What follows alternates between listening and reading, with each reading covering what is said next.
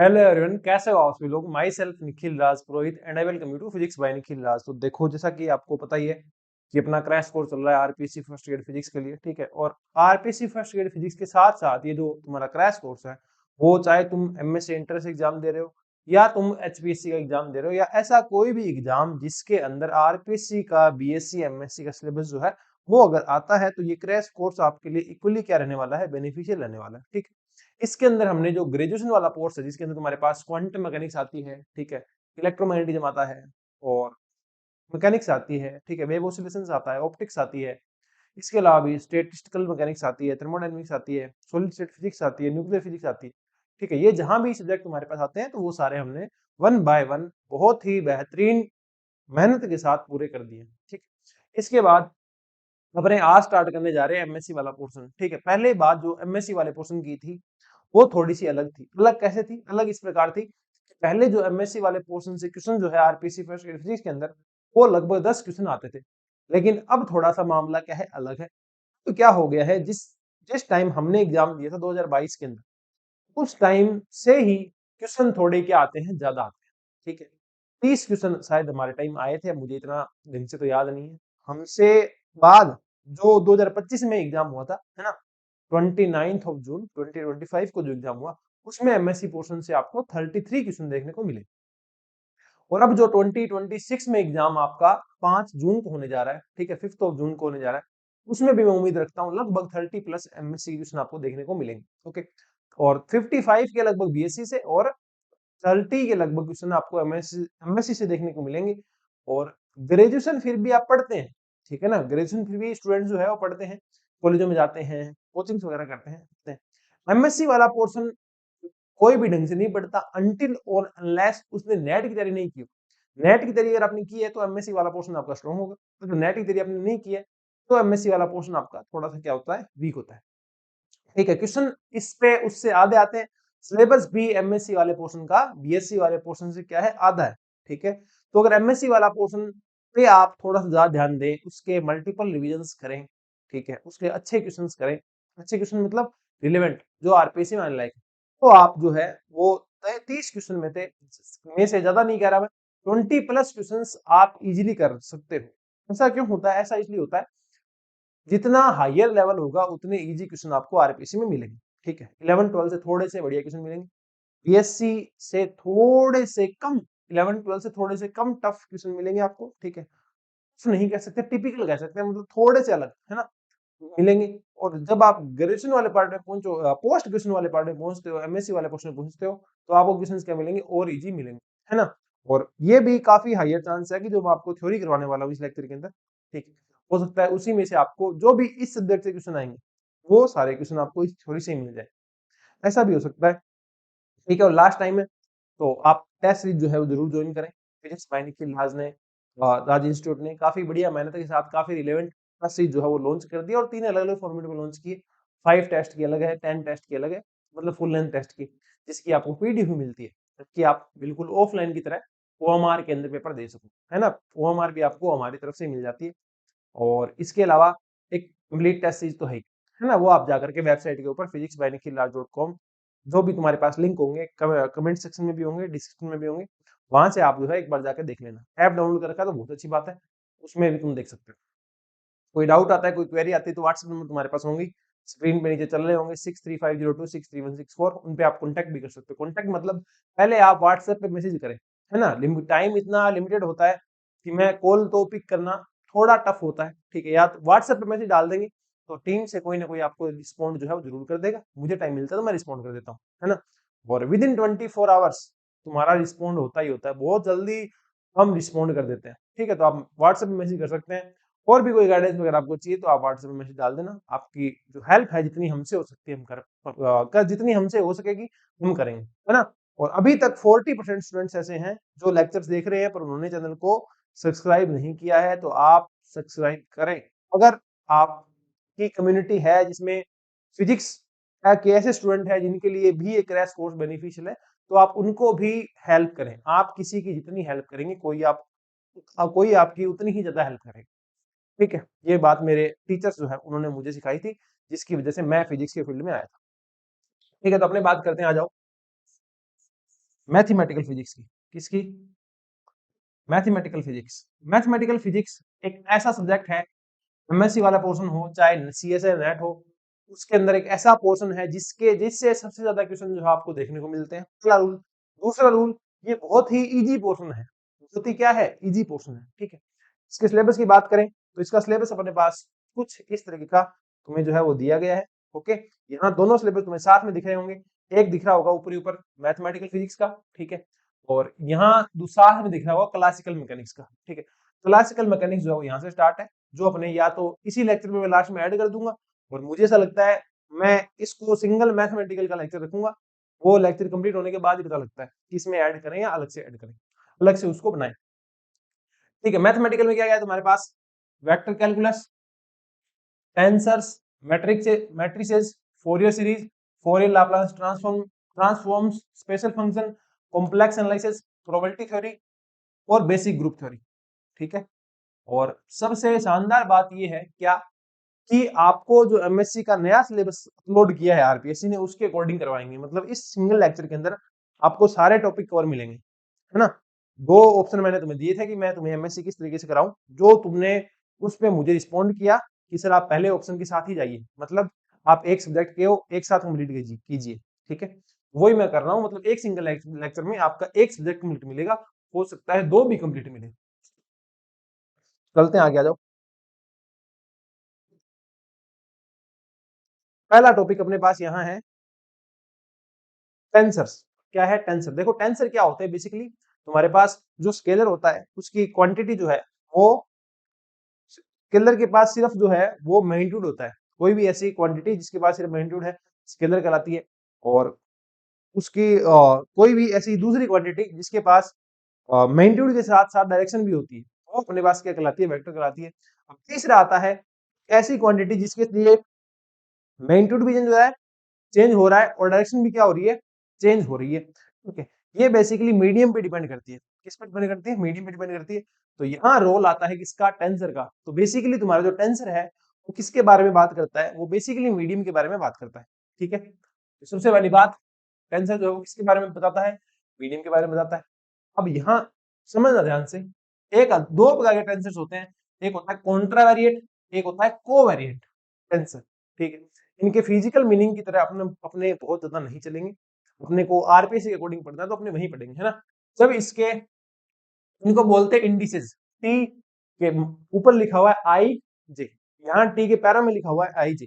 तो जब ये माथे पे लिखे होंगे, जब ये माथे पे लिखे होंगे तो ये कहलाएंगे कॉन्ट्रावेरिएंट। क्या कहलाएंगे? कॉन्ट्रावेरिएंट। जब ये पैरों में लिखे होंगे तो ये कहलाएंगे कोवेरिएंट। समझना, माथे पे लिखे तो कॉन्ट्रा, ठीक है, और जब पैरों में लिखे तो कोवेरिएंट। ठीक है। ऐसे याद रख सकते हो। जब भी कोई कंट्रोवर्सी होती है, जबकि कोई कंट्रोवर्सी होती है, ठीक है, तो क्या खराब होता है? माथा खराब होता है, तो कॉन्ट्रावेरिएंट में माथे में लिखेंगे। ठीक है ना। अब ये मत कहना सर आप कैसी कैसी ट्रिक बता रहे हो। ठीक है। अब ये दोनों मिक्स आ जाए, अगर दोनों मिक्स हो जाए मतलब ऊपर भी हो, है ना, हेड पे भी हो और बॉटम में भी हो, तो इसको बोलते हैं मिक्स्ड प्रकार का टेंसर। कौन सा बोलते हैं? मिक्स्ड प्रकार का टेंसर इसको बोलते हैं। ठीक है। अब इसी में एक टेंसर तुम्हारे पास लेवी-स्वीटा होता है। क्या होता है? लेवी-स्वीटा टेंसर। ठीक है। इसके अंदर क्या होती है? यहाँ तीन इंडिसेज होती है, आई जे के। ई एप्सिलॉन बोल दो, ई बोल दो, आई जे के। अगर ये साइक्लिक कोऑर्डिनेट में चल रहा है, मतलब यहाँ या तो आई जे के है, या जे के आई है, या के आई जे है, तो इसकी वैल्यू क्या होती है? 1 होती है। साइक्लिक कोऑर्डिनेट बदला, मतलब आई जे के है, जे को आई से बदल दिया, पहले जे आ गया फिर आई आ गया, समझ रहे हो ना। वो बदल तो एक क्वांटिटी बदल दी, तो क्या आता है? इसका मान -1 आता है। और अगर इसमें दो इंडिसेज क्या हो जाती है? समान हो जाती है, आई जे या जे के या के आई, कोई भी दो समान कर दोगे तो इसका मान क्या आएगा? 0 आएगा। ठीक है। ये आपको थोड़ा सा ध्यान रखना है। ठीक है। एक बात और, अगर क्या कर रहे हैं अपने, ये देखो ये अपने पास क्या था? माथे वाला है तो कॉन्ट्रा, है ना। तो आप क्या कर रहे हो?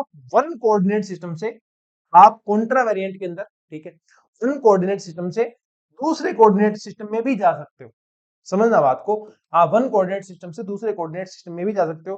वो किस प्रकार जाते हो? ये एक कोऑर्डिनेट सिस्टम हो गया, ए इसके हेड के ऊपर लिखा हुआ है जे, यहाँ ए के ऊपर लिखा हुआ है आई। ठीक है। ये एक कोऑर्डिनेट सिस्टम है, दूसरा कोऑर्डिनेट सिस्टम है। इनमें रिलेशन क्या होगा? डेल एक्स आई बार, ठीक है, डिवाइड बाय डेल एक्स जे। एक जे वाला यहाँ आ गया, आई वाला यहाँ आ गया। ठीक है। सेम स्टोरी किसके साथ होगी? कोवेरिएंट के साथ होगी, ये देख लो। ये v है तो यहाँ v, यहाँ म्यू, यहाँ म्यू, इस प्रकार।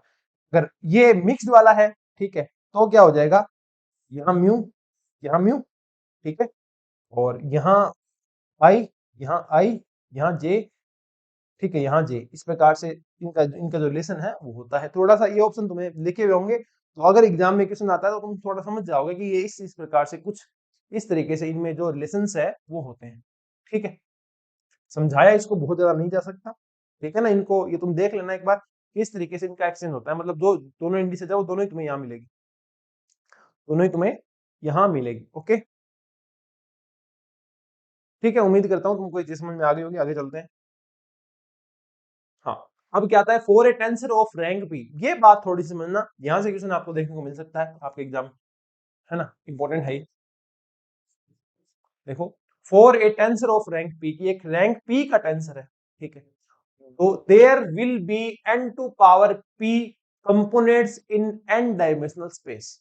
पहली बात, रैंक p, अब रैंक क्या होती है, किसी भी टेंसर के पास जितनी इंडिसेज है, किसी भी टेंसर के पास जितनी इंडिसेज है वही उसकी क्या है, रैंक है।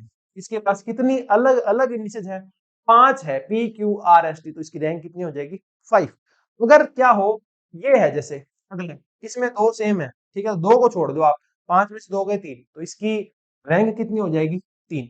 इसके, ये भी क्या है, मिक्स्ड टेंसर है, ये भी क्या है, मिक्स्ड टेंसर है, ये आप थोड़ा सा ध्यान सकते हो, है ना। अब देखो, a tensor of rank P, rank कितनी है, पी हो जाएगी, ठीक है, वो यहां जितने लिखे उस हिसाब से, इस जिस प्रकार इसकी है 3, इसकी है 5, ठीक। There will be n to power p component in n dimensional space, तो ये लाइन इसके लिए किस प्रकार हो गई कि for a tensor of rank 5, इसके लिए ना, for a tensor of rank 5 there will be n to power 5 components in n dimensional space, समझ रहे हो ना।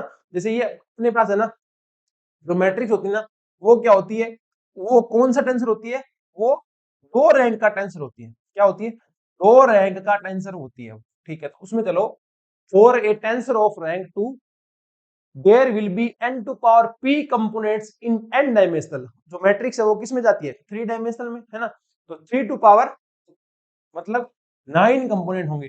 मैट्रिक्स के अंदर हमेशा 3/3 की जो है, 3D की अपनी बात करें तो उसमें एलिमेंट कितने आते हैं, 9 आते हैं, तो वो कहां से आते हैं, वो यहीं से आ रहे हैं, है ना। ये सेकंड रैंक का अगर टेंसर है तो उसमें टोटल एलिमेंट कितने होंगे, d टू पावर p, तुम्हारे पास कितने एलिमेंट होंगे, d टू पावर p, जहां d क्या है तुम्हारे पास डायमेंशन है, और p तुम्हारे पास क्या है, p तुम्हारे पास कंपोनेंट्स है, p क्या है तुम्हारे पास, p तुम्हारे पास क्या है, जो तुमने रैंक निकाली है वो यहाँ आएगी, समझ में, टोटल एलिमेंट हो गए D to power P, P D dimension है और पी क्या है तुम्हारे पास, रैंक है, तो डी टू पावर पी तुम्हारे पास क्या आ जाते हैं, टोटल एलिमेंट आ जाते हैं, ओके, ठीक है। चलें आगे, आ जाओ चलते हैं आगे। अगला क्या है, सिमेट्रिक एंड सिक्योसिमेट्रिक टेंसर। अगर एक टेंसर है जिसमें तुमने दो क्या कर दिए, दो इंडिसेस चेंज कर दिया आपस में, और वो सेम का सेम आ गया, कोई फर्क नहीं पड़ा उसको, है ना, इनको चेंज कर दे पे ये का यही है, इनमें चेंज करोगे तो ये आएगा, अब ये दोनों बराबर हो तो इसको बोलते हैं सिक्यू, अगर माइनस आ जाए तो इसको बोलते हैं कौन सा, सिक्यू सिमेट्रिक, समझ रहे हो, आ गया तो सिक्यू, नहीं आया तो एंटी सिक्यू, ठीक है। ये दो इंडिस, इनके तुम्हारे पास दो इंडिसेज है, ठीक है, इसमें आगे प्लस आया है और इसमें आगे क्या है, माइनस आया है, बस इतना ही अंतर इसके अंदर है, ठीक है। टू इंडिसेज को चेंज करने से एक के आगे प्लस आ रहा है, एक के आगे क्या आ रहा है, माइनस आ रहा है, बस। अब आती है प्रॉपर्टीज, प्रॉपर्टीज क्या कहती है तुम्हारे पास टेंसर की, प्रॉपर्टी टेंसर की तुम्हें ये कहती है कि अगर दो टेंसर को तुम ऐड कर रहे हो तो दोनों ही क्या है, देखो कॉन्ट्रा वेरिएंट है, तीसरा जो आएगा वो सेम रैंक का तुम्हारे पास क्या आएगा, कॉन्ट्रा वेरिएंट टेंसर आएगा, है ना। पहली जो इसकी प्रॉपर्टी थी, अब ये कॉन्ट्रा वेरिएंट था तो कॉन्ट्रा आएगा, को वेरिएंट था तो को वेरिएंट आएगा। अगला है तुम्हारे पास, देखो अगर क्या हो, दो टेंसर तुम्हारे पास इस प्रकार है, पहला इस प्रकार और दूसरा इस प्रकार है, ठीक है, तो क्या होगा, ये आपस में सारे आ जाते हैं, ए बी दो अगर टेंसर है, इनके गुणा से जो तीसरा टेंसर आएगा उसकी जो रैंक है वो ये सारी की सारी इसके नीचे आ जाएगी, ठीक है, और ये सारी की सारी कहाँ आ जाएगी, ऊपर आ जाएगी। इसको बोलते हैं आउटर प्रोडक्ट, क्या बोलते हैं, आउटर प्रोडक्ट। अगर दो समान होंगे तो वो घट के आगे लिख देंगे सीधा सीधा, ठीक है। एक है अपने पास, ये है, ठीक है, अगर इसमें क्या हो, j is equal to mu हो, जैसे ये है, इसमें दो सेम होते तो दोनों को गायब कर दो, इसमें j is equal to mu है तो गायब कर दो दोनों को, क्या हो जाएगा, i k mn और vp, ठीक है। इसको क्या बोलते हैं? इसको बोलते हैं कॉन्ट्रैक्शन। क्या बोलते हैं? कॉन्ट्रैक्शन बोलते हैं इसको। मतलब तूने उसको थोड़ा सा क्या कर दिया? कॉन्ट्रैक्ट कर दिया, घटा दिया, है ना। अगला है नंबर ऑफ इंडिपेंडेंट कोऑर्डिनेट, ठीक है। सिमेट्रिक टेंसर के लिए n डायमेंशनल का कोई है तुम्हारे पास, तो उस for symmetric tensor of n dimensional तुम्हारे पास नंबर ऑफ इंडिपेंडेंट कोऑर्डिनेट कितने आते हैं? इतने आते हैं। एंटी सिमेट्रिक या स्क्यू सिमेट्रिक के लिए इतने आते हैं। सेम का सेम मैट्रिक्स वाला है, ये दोनों बात जो है वो मैट्रिक्स में भी है। तुमने अगर पढ़ी है मैट्रिक्स तो तुम्हें याद होगा, ठीक है। अगला क्या है? अगर तुम्हारे पास जो लेवी श्विटर टेंसर था वो इस तरीके से है ना, इस तरीके से है, तो इनका जो गुणा है तुम्हारे पास ये जो आई जे के आर एस टी ये जो है, तो इसे कैसे लिखेंगे? डेल ड्राग डेल्टा फंक्शन आ जाएगा यहाँ पे, डेल आर आर उसके माथे पे आई, नीचे अगले में नीचे एस माथे पे आई, अगला नीचे टी माथे पे आई, अगले में नीचे आर, आर तो आ गया। अब यहाँ कौन सा आएगा? एस। कौन सा आएगा? S. S I S J S के, तीसरे में T I T J T के, ठीक है। ये एस जे आएगा, है ना। और अगर दो क्या हो जाए? सेम हो जाए तो इनको क्या कर दो? आप स्किप कर दो। स्किप करोगे तो क्या आएगा?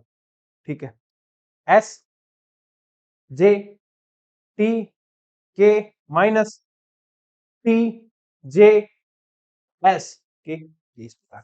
तो ये थोड़ा सा आपको याद रख सकते हो, ठीक है। मुझे पता है क्रैश कोर्स में ज्यादातर चीजें ऐसे बन जाती है कि आपको याद रखनी पड़ती है, पर फाइनल टाइम के अंदर मल्टीपल टाइम्स याद रखना चीजें, वो ही ट्रिक है ज्यादा मार्क्स लेके आने की, है ना। मल्टीपल रिविजन ही आपको ज्यादा मार्क्स दिलाएंगे। और ये अगर इस प्रकार है, ए कॉन्ट्रावेरिएंट है ये 2 रैंक का, ठीक है। बी आई जे, तो इसको उल्टा भी आप कर सकते हो, इसको बना दो चाहे कोवेरिएंट, इसको बना दो कॉन्ट्रावेरिएंट, ठीक है। कोई दिक्कत आपको नहीं आएगी, ठीक है। एक चीज और याद रखो, gradient of a scalar is a covariant tensor of rank 1। Gradient of a scalar is a covariant tensor of A rank 1, ठीक है। ग्रेडियंट होता है तुम्हारे पास, ठीक है, तो वो क्या होता है? कोवेरिएंट टेंसर होता है कितनी रैंक का? एक रैंक का। ये थोड़ा सा आप जो है वो ध्यान के याद करने वाली थोड़ी सी चीज है। 3 कंपोनेंट हो जाएंगे आई जे के, और वो डी टू पावर ये करते हो, जो 3 ही आता है, ये तो डी है और ये क्या है? पी है, उसकी रैंक है ना। तो रैंक कितनी हो गई? 1 हो गई। क्यों? क्योंकि टेंसर ग्रेडियंट के अंदर कितने कंपोनेंट बनते हैं? 3। तो ये थोड़ा सा तुम जो है उसको देख सकते हो। अगला क्या है? मैट्रिसेस। मैट्रिक्स तुमने बहुत तरीके से पढ़ी होगी, 12th क्लास में पढ़ी होगी, और किसी के बीएससी में मैथमेटिकल फिजिक्स थी तो वहां भी पढ़ी होगी, एमएससी में भी पढ़ी होगी, है ना। तो देखो मैट्रिक्स में क्या होता है कि तुम्हारे पास मान लो फाइव तुम्हारी मैट्रिक्स है, फाइव वन पहली मैट्रिक्स है, फाइव टू दूसरी मैट्रिक्स है, या मान लो वेक्टर है, इसको वेक्टर वेक्टर भी बोलते हैं। तो फाइव वन है, फाइव टू है, फाइव थ्री है। अगर summation of A I five I is equal to 0, ठीक है, मतलब a1 plus five A one five one plus A two five two plus A three five three, ठीक है, इनका समेशन जो है मान लेते हैं 0 है, मान लेते हैं क्या है? 0 है। अब अगर ये लीनियर डिपेंडेंट है, सारी मैट्रिक्स जो है, सारे वेक्टर्स जो है वो लीनियर डिपेंडेंट है, तो क्या होगा? ये मिलजुल के एक दूसरे को क्या कर देंगे? 0 कर देंगे, ठीक है ना। मिलजुल के एक दूसरे को क्या कर देंगे? 0 कर देंगे, ठीक है। अगर ये जो कांस्टेंट है इनके बिना 0 हुए, without A I is equal to 0, इनके बिना 0 हुए भी एक दूसरे को 0 कर रहे हैं, तो इनको बोलते हैं लीनियर डिपेंडेंट। लेकिन अगर ये 0 है और ये केवल केवल तभी 0 है जब इनके कांस्टेंट क्या हो? 0 हो, तो ये वेक्टर्स क्या कहलाते हैं? लीनियर इंडिपेंडेंट कहलाते हैं। बार समझो कि तुम्हारे पास summation of A I five I is equal to 0, मतलब a1 five one plus a2 five two plus a3 five three, इसका जोड़ जो है वो 0 है, ठीक है। और ये 0 दो केस में हो सकता है। पहला, तुम्हारे जो कांस्टेंट है a1 a2 a3 ये सारे के सारे क्या हो? 0। इस केस को कहते हैं लीनियर इंडिपेंडेंट, ठीक है। अगर ये 0 नहीं है, a1 0 नहीं है, a2 0 नहीं है, a3 0 नहीं है, सारे 0 नहीं है, फिर भी इनका समेशन जो है वो 0 आ रहा है, मतलब ये दूसरे पे डिपेंड कर रहे हैं, एक दूसरे को मिलजुल के क्या कर देते हैं? 0 कर देते हैं। उसके केस को क्या बोलते हैं? लीनियर डिपेंडेंट बोलते हैं, ठीक है।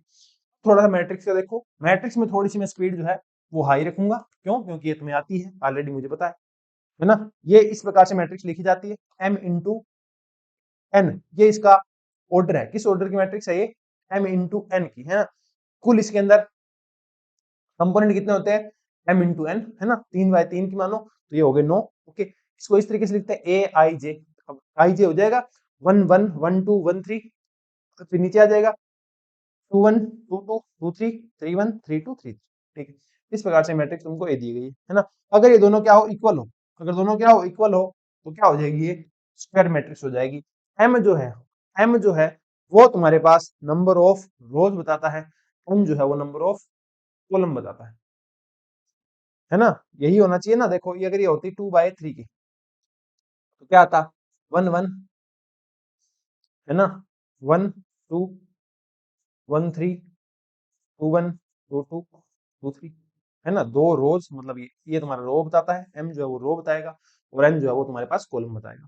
ठीक है, एडिशन करोगे, दो मैट्रिक्स एडिशन करोगे, सेम ऑर्डर की होनी चाहिए तभी उनमें एडिशन होगा। और ये ठीक ए आई जे कंपोनेंट जो है वो ए आई जी में जुड़ता है, मतलब ए वन वन में जुड़ेगा, ए टू टू में, ए टू वन। ठीक है, इस प्रकार मिलके नई मैट्रिक्स हमारे पास जो है वो आ जाती है। ठीक है, चले नेक्स्ट में आ जाओ। नेक्स्ट में देखो, नेक्स्ट में क्या है तुम्हारे पास।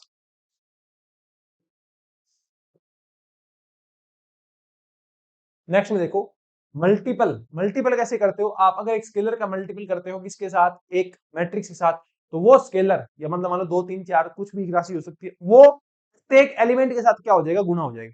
ठीक है, अगला क्या है तुम्हारे पास, A M N, A M cross N cross B N cross P. ठीक है, दो तुम्हारे पास मैट्रिक्स है, इसका ऑर्डर ये है, इसका ऑर्डर ये है। तो मल्टीप्लाई करने के लिए पहली मेडेंट्री कंडीशन है कि इसके दोनों पास पास वाले, मतलब इसके कॉलम की संख्या इसके रोज की संख्या के इक्वल होनी चाहिए। ठीक है, तो जाके तो मल्टीपल होगा। मल्टीपल हो गया तो जो नया आ रहा है उसका ऑर्डर क्या आएगा, इसका पहले वाला, मतलब इसके रोज और इसके column, n cross cross p. बात समझे क्या क्या कह रहा हूं मैं? अगर ये पास पास वाली सेम होगी तभी मल्टीपल होगा, और अगर मल्टीपल हो गया तो जो नहीं आएगी उसका ऑर्डर क्या होगा, एन क्रॉस पी। अब मल्टीपल करने से मैट्रिक्स या मैट्रिक्स से करोगे तो मैट्रिक्स या कोई खरगोश तो आएगा नहीं, है ना, ये आपको पता है। ट्रांसपोज क्या होता है? ट्रांसपोज होता है एक मैट्रिक्स के रोज को कॉलम में या फिर कॉलम को रोज में बदल दोगे। ठीक है, तो तुम्हारे पास जो मैट्रिक्स आती है उसको बोलते हैं ट्रांसपोज मैट्रिक्स, है ना, प्रतिवर्त मैट्रिक्स बोलते हैं, प्रतिवर्त आव्यूह, शुद्ध हिंदी बोल के तो बता दिया मैंने। ठीक है, ये जो ए आई जे था इसका ट्रांसपोज कर दिया तो ये क्या हो जाता है, जे आई हो जाता है। ठीक है ना, अब ए ट्रांसपोज करने पे खुद वो मैट्रिक्स खुद के इक्वल आ गई तो इसको बोलते हैं सिमेट्रिक मैट्रिक्स, है ना। इसकी जो लैम्डा होती है, जो आइगन वैल्यूज होती है वो कैसी होती है, रियल होती है। अगर इसका ट्रांसपोज जो है वो माइनस ए आ गया, मतलब ए का ट्रांसपोज इक्वल टू माइनस उस मैट्रिक्स के इक्वल आ गया, तो वो कहलाते हैं सिक्यू सिमेट्रिक। इस सिक्यू सिमेट्रिक का क्या खास बात है कि इसके जो लैम्डा है वो क्या होते हैं, प्योरली इमेजिनरी होते हैं। कैसे होते हैं, प्योरली इमेजिनरी होते हैं। और डायगोनल्स कैसे, डायगोनल एलिमेंट कैसे होते हैं, डायगोनल एलिमेंट होते हैं तुम्हारे पास जीरो। ठीक है, या तो लैम्डा तुम्हारे पास प्योरली इमेजिनरी होगा या तुम्हारे पास लैम्डा कैसा होगा, जीरो होगा। ठीक है, अब ये बात मुझे थोड़ी सी कम जमी है क्या, सिक्यू सिमेट्रिक की जो आइगन वैल्यू है ऐसी होती है क्या?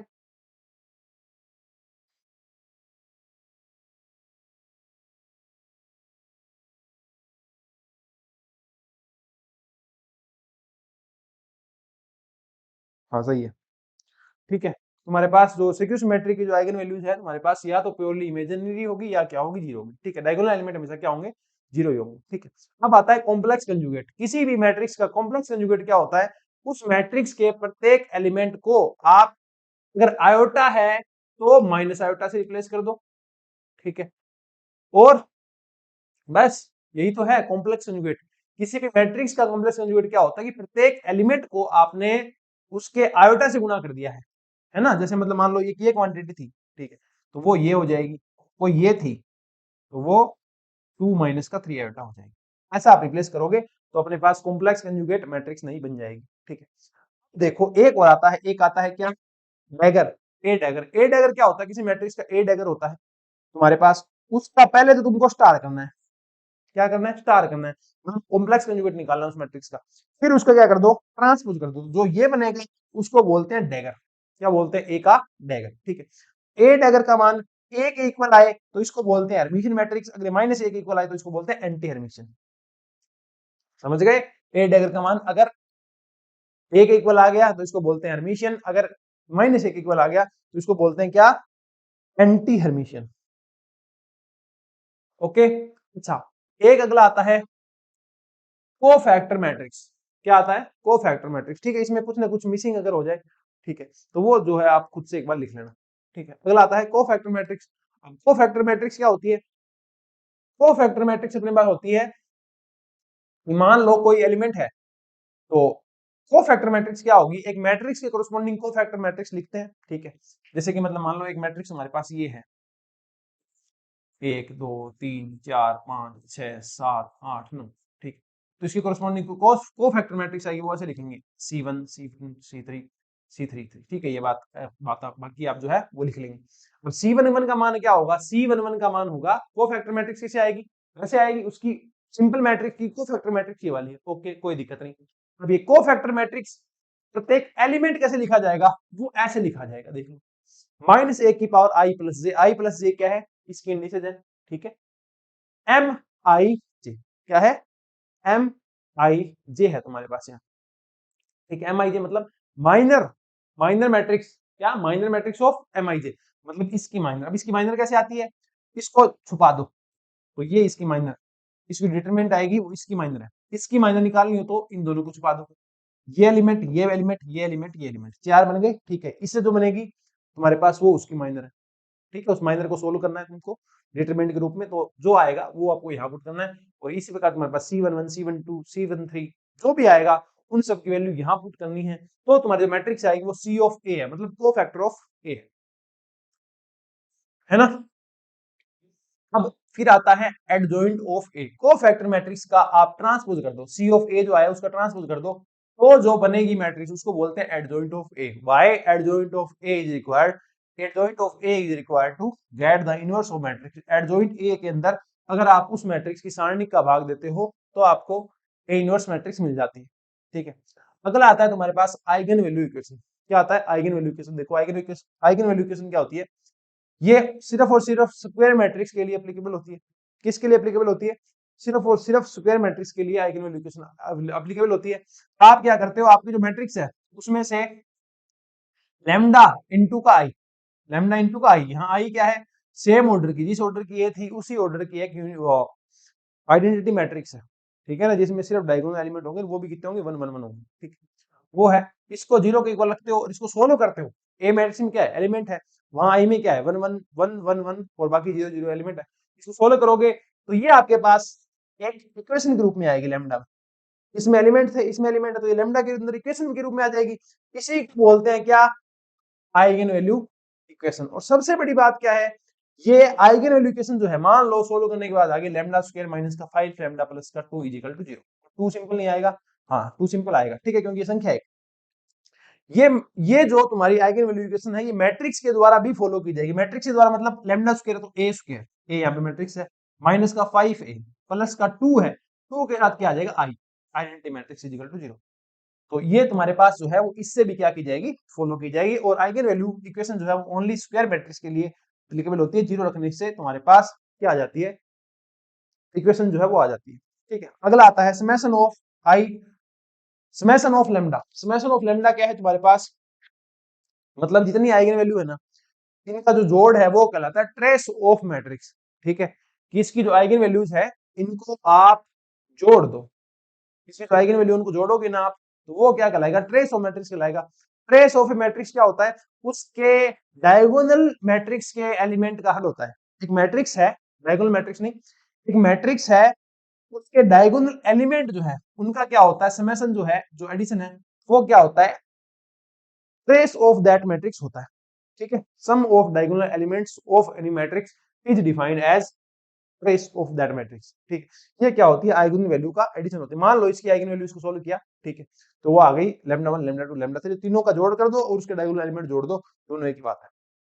और इनका जो गुणा है लैम्डा 1 लैम्डा 2 लैम्डा 3, जहां लैम्डा 1 लैम्डा 2 लैम्डा 3 क्या है, तीनों आइगन वैल्यूज है किसकी, मैट्रिक्स ए की, ठीक है। इनका जो गुणा है वो डिटरमिनेंट ऑफ ए आता है, मतलब जो ए मैट्रिक्स दे रखी है उसकी सारणिक बनाओ, उसको हल करो, जो आएगा उसका मान जो है वो लैम्डा 1 लैम्डा 2 लैम्डा 3 इक्वल होगा। अब आता है टाइप ऑफ मैट्रिक्स। मैट्रिक्स कौन से टाइप की होती है, ये होती है तुम्हारे पास यूनिट मैट्रिक्स कह दो, क्या होती है यूनिट मैट्रिक्स कह दो या आइडेंटिटी मैट्रिक्स कह दो, ठीक है। तो ये क्या होता है, सिर्फ डायगोनल में एलिमेंट होंगे, डायगोनल में एलिमेंट होंगे, ठीक है, जैसे कि लिख लो यहाँ, बाकी एलिमेंट नहीं होंगे, और डायगोनल में भी एलिमेंट जो है वो कितने होंगे, 0 0 होंगे, ठीक, ठीक है। इसी को बोला है डायगोनल में एक है, बाकी कहाँ है, बाकी कितने 0 है, ठीक है। नेक्स्ट देखो क्या है डायगोनल मैट्रिक्स। डायगोनल मैट्रिक्स कौन सी होगी, सिर्फ डायगोनल में एलिमेंट होंगे, 1 होंगे 0 होंगे, 1 होंगे या कौन से होंगे वो हमको नहीं पता, बाकी 0 होंगे। है ना, वो कहलाती है डायगोनल मैट्रिक्स। अच्छा, ए का transpose into A is equal to I, A का transpose into A is equal to I, ठीक है। अगर ऐसा आता है तो ये मैट्रिक्स क्या कहलाती है, ऑर्थोगोनल मैट्रिक्स कहलाती है, ठीक है, जिसकी आइगन वैल्यू जो है वो रियल होगी या कॉम्प्लेक्स होगी, ठीक है। और उनका मैग्नीट्यूड पक्का कितना होगा तुम्हारे पास, 1 होगा। मैग्नीट्यूड कितना होगा, का ही क्या होगा, 1 होगा, ठीक है। इसके बाद देखो, अगर ए का डैगर जो है वो ए के साथ गुणा करने से, और ए का डैगर ए के साथ, ए का डैगर ए, ये उल्टा लिख दिया, ए डैगर ए और ए डैगर, ठीक है। इसका मान अगर आई के इक्वल आ रहा है तो आई क्या कहलाएगी, यूनिटरी मैट्रिक्स कहलाएगी। इसकी जो आइगन वैल्यूज है वो रियल होगी और कॉम्प्लेक्स होगी। कॉम्प्लेक्स अगर होती है तो पेयर्स के रूप में होगी, मतलब 3 प्लस का आयोटा अगर है 3 माइनस का आयोटा भी होगी, और उनका मैग्नीट्यूड जो है वो एक होगा। इनका मैग्नीट्यूड सर एक नहीं है, ठीक है, तो वो एक कर देना, ये लो √2 का भाग लगाने से जैसे भी होता है तो वो कर देना, ठीक है। मैंने तुम्हें एग्जाम्पल के रूप में बताया कि अगर ए स्क्वायर का मान 0 आ रहा है, मतलब ए इंटू ए मैट्रिक्स किया तो वो जीरो मैट्रिक्स आ गई। जीरो मैट्रिक्स मतलब सारे एलिमेंट जीरो, तो वो मैट्रिक्स कहलाती है निलपोटेंट। इसकी आइगन वैल्यू सारी होती है zero. A square is equal to A, ये कहलाती है आइडेम्पोटेंट। इसकी आइगन वैल्यू होती है 0,1। अगर ए स्क्वायर इज इक्वल टू आई आ रहा है, ठीक है, तो लैम्डा का मान कितना होता है, माइनस 1 होता है। क्या होता है, 1 होता है, मतलब आइगन वैल्यू जो है वो प्लस माइनस 1 आएगी, मैग्नीट्यूड 1 होगा। एक मैट्रिक्स तुम्हारे पास, अब क्या निकालना है, रैंक ऑफ ए मैट्रिक्स निकालना है, ठीक है। वो कैसे निकलते हैं, देखो एक मैट्रिक्स है तुम्हारे पास, अगर इसकी सारणी निकालो, डिटरमिनेंट निकालो, उसका मान 0 नहीं आया तो इसकी जो तुम्हारे पास रैंक है वो कितनी हो जाएगी, 3 हो जाएगी, ठीक है। अगर इसका पूरी का नहीं वो डिटरमिनेंट 0 आ गया तो इसकी रैंक 3 नहीं हो सकती, 3 से कम होगी, ठीक है। रैंक क्या होगी, 3 से कम होगी। अब चेक करो, बनाओ, पेयर्स बनाओ, जितनी भी इसमें कोफैक्टर मैट्रिक्स बनती है वो सारी बनाओ, और उनका देखो मान 0 है क्या। अगर सब कोफैक्टर मैट्रिक्स का मान 0 आ गया तो इसकी जो रैंक है ये तो हो ही गई, है ना। कोफैक्टर, ये तो माइनर मैट्रिक्स बनाओगे, उनका मान क्या आ गया, 0 आ गया, तो इसकी रैंक 2 से नीचे होगी। अगर एक भी कोफैक्टर मैट्रिक्स का मान 0 से 0 नहीं आया तो इसकी जो रैंक है वो 2 हो जाएगी, समझो। आपको क्या करना है, उसकी डिटरमिनेंट का मान 0 लेके आना है। अगर डिटरमिनेंट का मान, एक डिटरमिनेंट 3/3 में एक डिटरमिनेंट बनेगी, अब 3/3 से 2 वाली 2 बनाओगे तो वो 9 बनेगी, ठीक है ना। और जहां डिटरमिनेंट का मान 0 नहीं आया वही उसकी क्या है, रैंक है। 3/3 में नहीं आया, 3 रैंक है। 2/2 में एक आधी मैट्रिक्स ऐसी बच गई जिसका मान 0 नहीं आया, 2 उसकी रैंक है। और वो भी सारी 0 आ गई, एक का एलिमेंट तो होगा इसमें, तो उसकी रैंक कितनी आ जाएगी, 1 आ जाएगी। सारे 0 है तो रैंक कितनी आ जाएगी, 0 आ जाएगी, है ना। रैंक 0 मैंने बोला है, ये मेरे को पता नहीं होता है कि नहीं होता। रैंक 0 चेक कर लेना एक बार, मैं श्योर नहीं हूं उसके बारे में, ठीक है, देख लेना आप लोग। अगला आ जाओ, अब क्या आता है जीरो मैट्रिक्स। जीरो मैट्रिक्स में क्या होता है, सारे के सारे एलिमेंट क्या रहेंगे, जीरो रहेंगे, ठीक है। अब आता है कैली मिल्टन थ्योरम। कैली मिल्टन थ्योरम क्या है, मैंने तुमको ऑलरेडी एक्सप्लेन कर दिया कि जो तुम्हारे पास आइगन वैल्यू इक्वेशन आती है उसमें, ये मान लो इक्वेशन है तो इसमें ए तुम पुट कर सकते हो, जो आएगी वो कैली हैमिल्टन थ्योरम है, ठीक है। मतलब ये इसको फॉलो करती है, इसको बोलते हैं Cayley Hamilton theorem. Matrix as eigen values, मान लो एक मैट्रिक्स है जिसकी आइगन वैल्यूज है λ1 λ2 λ3, तो अगर मान लो तुम एक मैट्रिक्स को k से गुणा कर दोगे तो इसकी आइगन वैल्यूज भी ऐसी हो जाएगी, k λ1 k λ2। अगर तुम इसका इनवर्स कर दोगे तो इसकी आइगन वैल्यू भी, आइगन वैल्यू इस मैट्रिक्स की आइगन वैल्यू जो है वो पहले वाली की आइगन वैल्यू का इनवर्स हो जाएगी। अगर a की पावर m कर दोगे तो λ1 की पावर m, λ2 की पावर m, इसी तरीके से जो है बाकी हो जाएगी, ठीक है। अगला क्या आता है, rank of A square. Rank of A square, A square matrix की जो रैंक है हमेशा a से क्या आएगी, कम आएगी, इक्वल हो सकती है। स्केलर मैट्रिक्स किसको बोलते हैं, सिर्फ डायगोनल में एलिमेंट होने चाहिए और सारे एक जैसे होने चाहिए, और सारे तुम्हारे पास क्या होने चाहिए, कांस्टेंट क्वांटिटी होनी चाहिए, तो वो मैट्रिक्स जो है वो क्या कहलाती है, स्केलर मैट्रिक्स जो है वो कहलाती है। और ट्रेस ऑफ ए मैट्रिक्स, ठीक है, इसमें दो चीज देखो, दो मैट्रिक्स का तुमने एडिशन किया और उसका ट्रेस निकाला तो इसका मान trace of A plus trace of B के होता है, ठीक है। एक मैट्रिक्स को आप सिमेट्रिक और सिक्योसिमेट्रिक के एडिशन के रूप में लिख सकते हो, है ना। कैसे, A plus A transpose divide by 2, ये क्या होगी, तो ये सिमेट्रिक मैट्रिक्स होती है, चाहे तुम्हारे पास ए तुम्हारे पास स्क्वायर मैट्रिक्स होनी चाहिए, बाकी वो कैसी भी हो सकती है। तो ए प्लस का ए ट्रांसपोज जो है वो एक सिमेट्रिक मैट्रिक्स है, ए माइनस का ए ट्रांसपोज है वो सिक्योसिमेट्रिक है, ठीक है। इनके एडिशन के रूप में आप ए को लिख सकते हो, ठीक है। सिमेट्रिक के अंदर जो इंडिपेंडेंट नंबर ऑफ कोऑर्डिनेट्स होते हैं, इंडिपेंडेंट नंबर ऑफ एलिमेंट्स होते हैं वो n n plus 1/2 होते हैं, सेम बात टेंसर में थी। सिक्योसिमेट्रिक में n n minus 1/2 होते हैं, ठीक है। तीन वेक्टर्स हैं और दो 2D के अंदर डिफाइन कर रहे हो। आप क्या कर रहे हो, अगर 3 वेक्टर्स को आप डिफाइन कर रहे हो और कितने डायमेंशन में डिफाइन कर रहे हो, आप उसको, तुम्हारे पास 3 वेक्टर्स को आप 2D में डिफाइन कर रहे हो तो वो हमेशा डिपेंडेंट ही होंगे, समझ रहे हो ना। तो 3 वेक्टर को अगर 2D में डिफाइन करोगे, ठीक है, तो कम से कम तुमको एक को दूसरे का सहारा लेना ही पड़ेगा। जैसे मान लो 3 वेक्टर है, एक ये है, एक ये, एक ये, 2D में है, मतलब एक तो आई है, एक जे है, एक यहाँ बता दोगे, ठीक है, एक यहाँ बता दोगे, तीसरा तो इनमें से एक ही बताना पड़ेगा ना, है ना। तो अगर ज्यादा वेक्टर्स हैं और डायमेंशन कम है तो ये कॉम्बिनेशन जो है वेक्टर्स वाला वो लीनियर डिपेंडेंट में आता है। ये थोड़ा सा जो है वो आप ध्यान रखें। We can move forward now, आगे चलें। तो क्या आता है तुम्हारे पास, ग्रुप थ्योरी आती है। क्या आती है, ग्रुप थ्योरी आती है। थोड़ा सा चलते हैं, थोड़ा स्पीड से आगे बढ़ते हैं। ग्रुप थ्योरी क्या होती है, ग्रुप थ्योरी बेसिकली अपने पास कि एक ग्रुप है, ग्रुप मतलब मैंने तुम्हें कह दिया एक क्लास के अंदर ऐसे बच्चों का ग्रुप जिनकी उम्र जो है 100 साल से ऊपर है। 16 साल से ऊपर तो कोई बच्चा होगा ही नहीं, ठीक है ना। तो वो उस तुम्हारे पास सेट में कितने एलिमेंट आएंगे, 0, है ना। तो उस सेट में या तो 5 लिख दो या आप क्या लिख सकते हो, 0, है ना। मतलब कोई है ही नहीं, ये 0 भी नहीं आएगा इसके अंदर, है ना, ये आएगा। इसको बोलते हैं खाली सेट, है ना, रिक्त सेट इसको जो है बोलते हैं अपने, ठीक है। मान लो इसमें एलिमेंट है, जैसे कि मैंने मान लिया 10-15 साल से ऊपर वाले बच्चे, तो कुछ बच्चे जो है 15 साल से ऊपर क्लास में हो सकते हैं, कोई बड़ी बात नहीं है, ठीक। तो वो जो तुम्हारे पास मान लो कोई सेट है, ठीक है। अभी सेट अलग तरीके हो सकते हैं। मान लो एक सेट में तुम्हें कह दूं रियल नंबर्स का है, एक कह दूं इंटीजर का है, एक कह दूं नेचुरल नंबर का है, इसी तरीके से बहुत सारे हो सकते हैं, ठीक है। तो और उसके साथ आप क्या डिफाइन करते हो, एक तुम्हारे पास, इसको क्या बोलते हो तुम, स्टार को संक्रिया बोलते थे हम, इंग्लिश में इसको क्या बोलेंगे, कुछ तो बोलेंगे यार, संक्रिया को इंग्लिश में क्या बोलेंगे। जिस प्रकार गुणा है, हो सकता है प्लस हो सकता है, ठीक है, माइनस हो सकता है, और भी कोई डिफाइन कर सकते हो तुम, ठीक है। इसको मैं स्टार ही बोल रहा हूँ, ठीक है। संक्रिया इसको हिंदी में बोलते हैं, इंग्लिश में क्या बोलते हैं मैं भूल गया, मुझे याद, तुम देख लेना, ठीक है।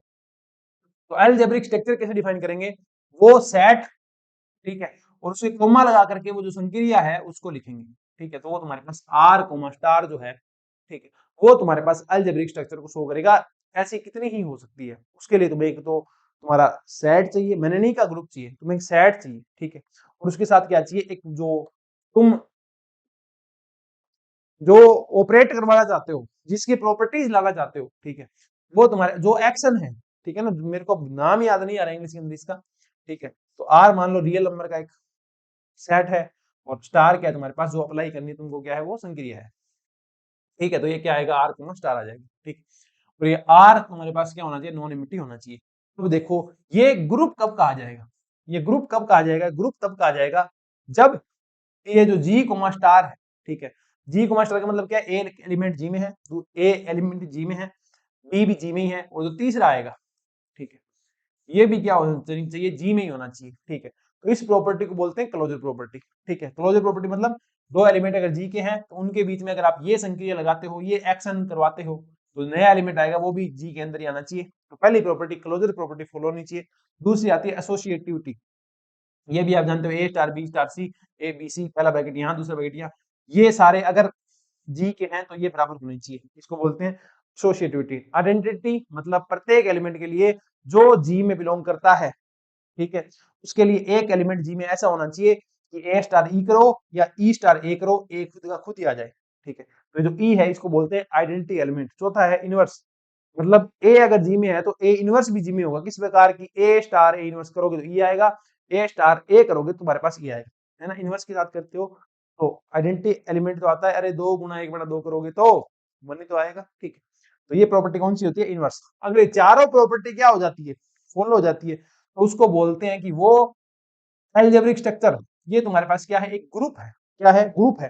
अगर ग्रुप बनने के बाद वो एक प्रॉपर्टी और फॉलो कर दे, ग्रुप बनने के साथ साथ वो एक प्रॉपर्टी और फॉलो कर दे, कौन सी, वो सिर्फ एक प्रॉपर्टी फॉलो कर दे, तुम्हारे पास कौन सी, कम्यूटेटिव प्रॉपर्टी, तो उस अलजेब्रिक स्ट्रक्चर को अपने कह देंगे वो क्या है, आबेली ग्रुप है, आबेलियन ग्रुप है। वो कैसे होता है, वो क्या होती है तुम्हारे पास कम्यूटेटिव, कम्यूटिविटी क्या होती है, दो एलिमेंट अगर जी में है तो उनका ऑर्डर मैटर नहीं करेगा, A star B is equal to B star है, कम्यूटेटिव ब्रैकेट पढ़ा है ना फिजिक्स के अंदर, तो वो भी बड़ा चीज है यहाँ पे, ठीक है। अब देखो अलग अलग ग्रुप मैंने थोड़े से यहाँ लिख दिए हैं, ग्रुप नहीं सेट लिख दिए हैं ताकि तुम्हें थोड़ा पता चले। नेचुरल नंबर के अंदर सिर्फ डिजिट आते हैं 1 2 3 4 5, पॉइंट वाले डिजिट इसमें नहीं आते। इसमें अगर आप जीरो ऐड कर दो मतलब 0 1 2 3 4 पॉइंट वाले नहीं आएंगे तो उसको बोलते हैं वोल नंबर, ठीक है। माइनस से लेकर के माइनस इन्फिनिटी से प्लस इन्फिनिटी वाले आते हैं जेड में, है ना, इंटीजर के अंदर। ये है वोल नंबर पूर्ण संख्या, ये है पूर्णांक। इसमें भी पॉइंट वाले नहीं आते, पॉइंट वाले कहाँ आएंगे, रियल के अंदर, रियल में सब आ जाएंगे, ठीक है। और एक आते हैं रैशनल नंबर। रैशनल नंबर कौन से होते हैं, जो पी बाई क्यू के रूप में डिफाइन किए जा सके, उसमें क्यू नहीं होना चाहिए, जीरो के इक्वल नहीं होना चाहिए, ठीक है। इसके बाद अपने पास आता है साइक्लिक ग्रुप। साइक्लिक ग्रुप क्या आता है, एक ऐसा ग्रुप जिसको आप सिर्फ और सिर्फ पूरा का पूरा ग्रुप जो आपका वो एक एलिमेंट से जनरेट हो जाए, ठीक है। मतलब मान लो एक एलिमेंट ए है, ए आ गया, दूसरा ए स्क्वायर आ गया, तीसरा ए क्यूब आ गया, ठीक है। तो इसको बोलते हैं साइक्लिक ग्रुप, ठीक है, okay. One element can generate whole group, तो वो ग्रुप आपका साइक्लिक ग्रुप कहलाएगा। ऑर्डर ऑफ ग्रुप, उस ऑर्डर का ग्रुप किसी ग्रुप का, मान लो ये ग्रुप है, ठीक है, तो इसका ऑर्डर, ये ग्रुप नहीं हो सकता, ये ऐसे होगा ना, ये n है तो n को मान लो प्लस, ठीक है। तो इसका ऑर्डर ऑफ ग्रुप क्या होगा, ऑर्डर ऑफ ग्रुप होता है तुम्हारे पास उस सेट के अंदर, उस ग्रुप के अंदर कितने एलिमेंट है, वही उस ग्रुप का क्या होता है, ऑर्डर होता है, ठीक है। चलें आगे, आ जाओ। अगला तुम्हारे पास क्या है, जैसे कि मतलब मान लो, ठीक है, एक और तरीका भी है तुम्हारे पास, किसी एलिमेंट का भी ऑर्डर होता है। ग्रुप का ऑर्डर क्या हो गया, उस ग्रुप में कितने एलिमेंट है वो उस ग्रुप का ऑर्डर हो गया। और किसी एलिमेंट का ऑर्डर निकालना हो तो क्या होगा, मान लो एक एलिमेंट ए है, इसके ऊपर मैं कितनी बार खुद के साथ संक्रिया लगाऊं कि मेरे को आइडेंटिटी एलिमेंट मिल जाए। तो मान लो n बार लगाने से मिला है, तो वो n ही क्या कहलाता है, ऑर्डर कहलाता है किसका, उस एलिमेंट का, ठीक है। अगला आता है special unitary group. Special unitary group क्या होता है, SU2 के रूप में इसको डिफाइन किया जाता है, और वो कुछ इस तरीके का ग्रुप होगा, क्या होगा, इस तरीके का ग्रुप होगा, ठीक है। इसके अंदर क्या होंगे, ये दोनों एलिमेंट क्या होंगे, एक दूसरे के स्टार होंगे, और ये भी एक दूसरे के स्टार होंगे, और ये वाला स्टार होने के साथ साथ इसका माइनस भी होगा, ठीक है। इसमें प्रॉपर्टी क्या पाई जाएगी, A square plus B square, मतलब इन दोनों का ए है तो A square plus B square is equal to 1, जिसमें ये प्रॉपर्टी पाई जाए उसको बोलते हैं क्या, तुम्हारे पास स्पेशल यूनिटरी ग्रुप, SU2, ठीक है। उसको क्या बोलेंगे, स्पेशल यूनिटरी ग्रुप बोलेंगे। तो ऐसा ग्रुप तुम्हें दिख जाए जिसमें ये एक दूसरे के कॉम्प्लेक्स कंजुगेट हो, ये एक दूसरे के कॉम्प्लेक्स कंजुगेट होने के साथ साथ माइनस भी हो, ठीक है। वो उस ग्रुप को आप क्या नाम दे सकते हैं, स्पेशल यूनिटरी ग्रुप दे सकते हैं, ठीक है। इसमें क्या होगा, इसका स्क्वायर प्लस इसका स्क्वायर क्या हो जाएगा, एडिशन 1 हो जाएगा। अगला आता है तुम्हारे पास ग्रुप थ्योरी, यही खत्म होती है। अगली तुम्हारे पास क्या आती है, फोरियर सीरीज। क्या आती है, फोरियर सीरीज आती है। फोरियर सीरीज देखो क्या होती है कि कोई भी एक फंक्शन तुम्हारे पास जो है, कोई भी जो एक फंक्शन है वो साइन सीरीज और कोसाइन सीरीज और कांस्टेंट, ठीक है, साइन सीरीज और कोसाइन सीरीज और एक एडिशन कांस्टेंट कह दो, या वेरिएबल भी हो सकता है, ठीक है, वो आगे निकालते हैं तो पता लगता है, के एडिशन के रूप में रिप्रेजेंट किया जा सकता है किसी भी फंक्शन को, ठीक है। तो यहाँ ए नोट का आपको मान चाहिए, तो ए नोट का मान कितना आता है, 1 अपॉन पाई इंटीग्रेशन ऑफ 0 से 2 पाई F x D x. A N का मान आ जाएगा 1 बाय पाई 0 से 2 पाई एफ एक्स कोस एन पाई डी एक्स। तीसरा बी एन क्या आ जाएगा, 1 अपॉन पाई 0 से 2 पाई एफ एक्स कोस एन एक्स डी एक्स। ये आए कहाँ से, तो ये देखो, दो का इधर गुणा किया, दो का इधर गुणा किया, ठीक है, ओके, कोई दिक्कत नहीं। अब क्या किया, पूरे का समाकलन किया, है ना, एवरेज वैल्यू निकाली। तो कोस का एवरेज मान कितना होता है, 0, साइन का एवरेज मान कितना होता है, 0। अब एवरेज मान क्या होगा, होल टाइम पीरियड में करोगे, मतलब आप समाकलन करोगे इसका 0 से 2 पाई, ठीक है, और भाग किसका दोगे, 2 पाई का, पर यहाँ पे आपने 2 का गुणा भी किया था, तो 2 से 2 गया तो n बाई पाई आएगा, ठीक है। सेम चीज इसी तरीके से an निकलता है, इसी तरीके से bn निकलता है, ठीक है। उम्मीद करता हूँ तुम्हें वो पहले से पता होगा, है ना। चलें आगे।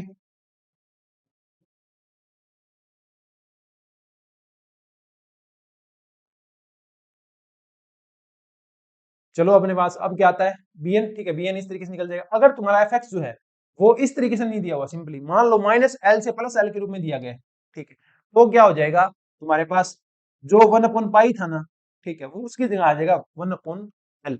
माइनस एल से एल है तो माइनस एल से एल हो जाएगा। अगर 0 से 2l होता तो 0 से 2l हो जाता सीधा, ठीक है। कोस यहाँ क्या आता है, यहाँ आता है 2n पाई x बटा 2l, क्योंकि ये गैप कितना है, 2l है, ठीक है ना, 2l। अब 2 से 2 चला जाएगा तो क्या आएगा, n पाई x बटा l dx। और इसी प्रकार bn आ जाएगा, इसी प्रकार तुम्हारे पास क्या आ जाएगा, an आ जाएगा, और इसी प्रकार तुम्हारे पास a नोट आ जाएगा। तो ज्यादा अंतर नहीं है। अभी 2l वाला होता ना तो 0 से 2l, 0 से 2l, 0 से 2l, बस इतनी सी बात। उम्मीद करता हूँ तुमको समझ में आ गया होगा। ये नया टॉपिक ऐड हुआ है I think, half range series क्या होती है? हाफ रेंज सीरीज वो होगी जहां आपको फोर्सफुली मानना है कि वो फंक्शन कैसा है, कोस आ गया मतलब वो फंक्शन इवन है, तो आपको pn को जीरो ले लेना है, pn को स्टार्टिंग से जीरो मान के चलो, आपको सिर्फ an निकालना है और a नोट निकालना है, तो वो सीरीज आपकी फोर्सफुली कौन सी हो जाएगी? कोसाइन रेंज सीरीज हो जाएगी।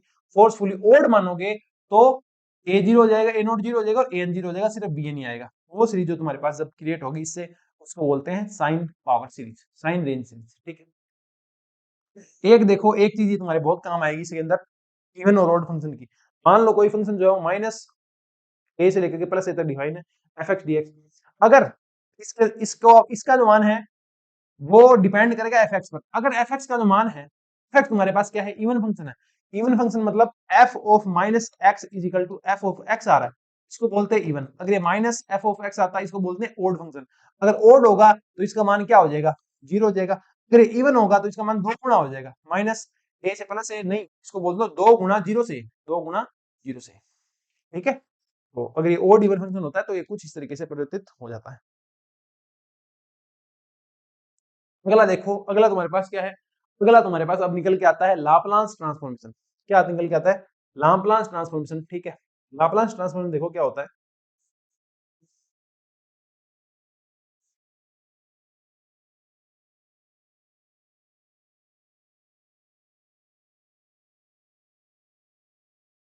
ठीक है, लाप्लास ट्रांसफॉर्मेशन देखो क्या होता है। कोई फंक्शन एफ ऑफ टी है, कोई फंक्शन एफ ऑफ टी, उसका लाप्लास ट्रांसफॉर्मेशन जो है उसको एफ ऑफ एस से लिखते हैं। डिफाइन कैसे करते हैं? जीरो से इनफाइनाइट एफ टी, जीरो से infinite f t e to power minus का s t, a to power minus का एस टी डी टी, ठीक है। मतलब इसका समाकलन करोगे जो आएगा वो एफ टी का क्या कहलाएगा? लाप्लास ट्रांसफॉर्मेशन कहलाएगा। समझ गए ना? इसको एफ ऑफ एस से लिख सकते हो, एफ ऑफ पी से लिख सकते हो, जैसे मर्जी लिख सकते हो, पर ये इससे अलग है। ये ध्यान रखना, यहाँ टी है तो यहाँ एस है, यहाँ एक्स है तो यहाँ टी है, यहाँ टी है तो यहाँ एक्स है। ध्यान रखना, डिवाइड कैसे करते हैं? जीरो से इन्फिनाइट, ये फंक्शन यहाँ e टू पावर माइनस का s t d T, zero से इन्फिनाइट। और फोरियर वाले बता दूं, फोरियर वाले में क्या होगा? फोरियर ट्रांसफॉर्मेशन में ये माइनस इन्फिनाइट से प्लस इन्फिनाइट हो जाएगा, ठीक है। और ये e to power iota s t आ जाएगा, बाकी सेम का सेम रहेगा। उसको बोलते हैं फोरियर ट्रांसफॉर्मेशन। लाप्लास वाला ज्यादा इंपॉर्टेंट है, यहाँ से क्वेश्चन तुम्हें ज्यादा देखने को मिलेंगे, है ना। F of t to power n, t to power n का लाप्लास ट्रांसफॉर्मेशन क्या होगा? ये वेरिएबल है तुम्हारे पास, ध्यान रखना। टी ज्यादा दिक्कत आए तो एक्स कर लेना, ठीक है। एक्स की पावर एन या टी की पावर एन का जो लाप्लास ट्रांसफॉर्मेशन है वो क्या होगा? वो होगा अपने पास n प्लस वन का gamma divide by s to power n plus one, ठीक है। n प्लस वन का गामा कितना होता है? n फैक्टोरियल होता है, और ये s to power n plus one है, ठीक है। l ऑफ वन एक कांस्टेंट तुम्हारे पास, लाप्लास ट्रांसफॉर्मेशन क्या आएगा? तो ये यहाँ रखते हैं तो ये वन तो बाहर ही आ जाता, या टू हो यहाँ तो टू क्या आ जाएगा? बाहर आ जाएगा, है कि नहीं? तो ये आ जाएगा वन बाय एस, ठीक है। e टू पावर एटी, का लाप्लास ट्रांसफॉर्मेशन इस तरीके से करोगे तो वो आएगा वन अपॉन एस माइनस का ए, ठीक है। l ऑफ साइन एटी क्या आएगा? ये आएगा ए अपॉन एस स्क्वायर प्लस ए स्क्वायर। साइन हाइपरबोलिक, अगर यहाँ एच आ गया, हाइपरबोलिक वाला आ गया, तो ये हो जाएगा एस स्क्वायर माइनस का ए स्क्वायर। इसी प्रकार कोस वाले का लाओगे, साइन वाला जब तुमने किया, साइन 80 का तुमने किया तो ऊपर ए आया, कोस का करोगे तो ऊपर एच आ जाएगा, कोस हाइपरबोलिक का करोगे तो फिर से नीचे वाले माइनस आ जाएगा। हाइपरबोलिक लाते ही नीचे क्या आ रहा है बच्चों? माइनस आ रहा है, थोड़ा सा है ना, वो इसके पीछे छुप गया है, मैंने तुम्हें बता दिया है ना। हाइपरबोलिक वाले में क्या आ जाएगा? एस स्क्वायर माइनस ए स्क्वायर आ जाएगा, यहाँ भी एस स्क्वायर माइनस ए स्क्वायर आ जाएगा। कोस है तो ऐसा आएगा, कोस है आएगा, है ना, ऐसा आएगा। साइन में ऊपर जो है वो ए आ जाएगा, ठीक है। We can move. देखो एफ ऑफ 80, एफ ऑफ 80 क्या आएगा तुम्हारे पास? एफ ऑफ 80 का ट्रांसफॉर्मेशन क्या आएगा? मतलब 2 इंटू टी मान लो, जो वेरिएबल था उसे गुणा में कोई ना कोई सदिश राशि है, ठीक है ना, कोई स्केलर क्वांटिटी है। तो एफ ऑफ 80 जो अपने पास है वो क्या आएगा? वो देखो वो आ जाएगा one upon a f of s upon a, ठीक है। L Laplace transformation of e to power 80 f t, ये कितना आएगा? F of s minus a आएगा। मतलब जो एस आ रहा था ना उसमें से ए घटा दो, आप ये वाला घटा दो, ये ध्यान रखना, ठीक है। F L Laplace transformation of F dash T, मतलब किसी फंक्शन का फर्स्ट ऑर्डर डेरिवेटिव आपने कर रखा है, ठीक है, उसका लाप्लास ट्रांसफॉर्मेशन जो है वो कितना आएगा? वो कितना आएगा? S Guna L F of T, मतलब सिंपली एफ टी का जो लाप्लास ट्रांसफॉर्मेशन आपके पास होता, तो उसके गुणा में एस ले आओ, माइनस एफ ऑफ जीरो, जो फंक्शन है उसके अंदर टी का मान जीरो रख दो, फंक्शन में रखना है, ये फंक्शन का डेरिवेटिव है, ध्यान रखना, ये तुम्हारे पास एफ जीरो है, ठीक है। इसी प्रकार इसका समाकलन किया हो जीरो से टी तक, उसका लाप्लास ट्रांसफॉर्म निकालना हो तो समाकलन करते हैं तो जो क्वांटिटी आती है वो नीचे आती है, अवकलन में आगे आती है ना।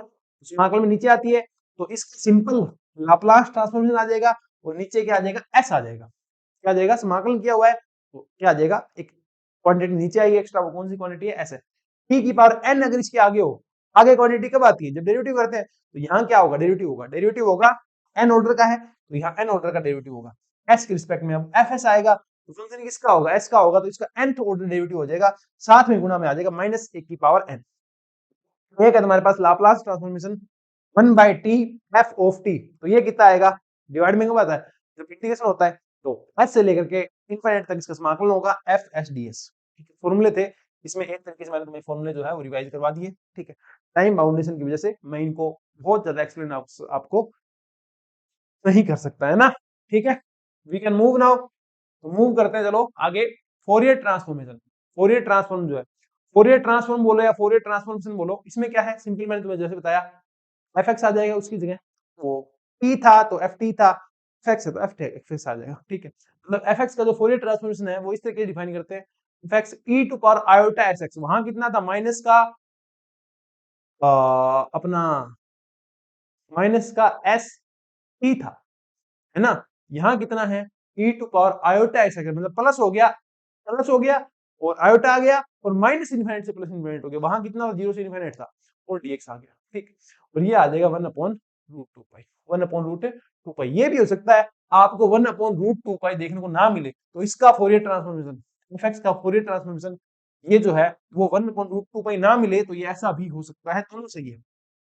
अगला क्या है, inverse Fourier transformation. Inverse Fourier transformation कैसे लिखाएंगे अपने, ठीक है, कि मान लो एक फंक्शन है उसका इनवर्स निकालना है, ठीक है, तो बाकी सब सेम रहेगा। इनवर्स निकालने का मतलब क्या होता है कि तुम पहले इससे इसमें गए हो, इनवर्स का मतलब है तुम इससे इसमें आओगे, तो आप किसका करोगे, एफएस का करोगे, यहाँ प्लस वाला तो माइनस वाला हो जाएगा, यहाँ एक्स के रिस्पेक्ट में हो रहा है तो डीएस हो जाएगा, क्यों, क्योंकि एस का फंक्शन है ना, एफ का फंक्शन है तो यहाँ डिफरेंशिएशन करो चाहे इंटीग्रेशन करो वो भी तो एस के रिस्पेक्ट में होगा ना।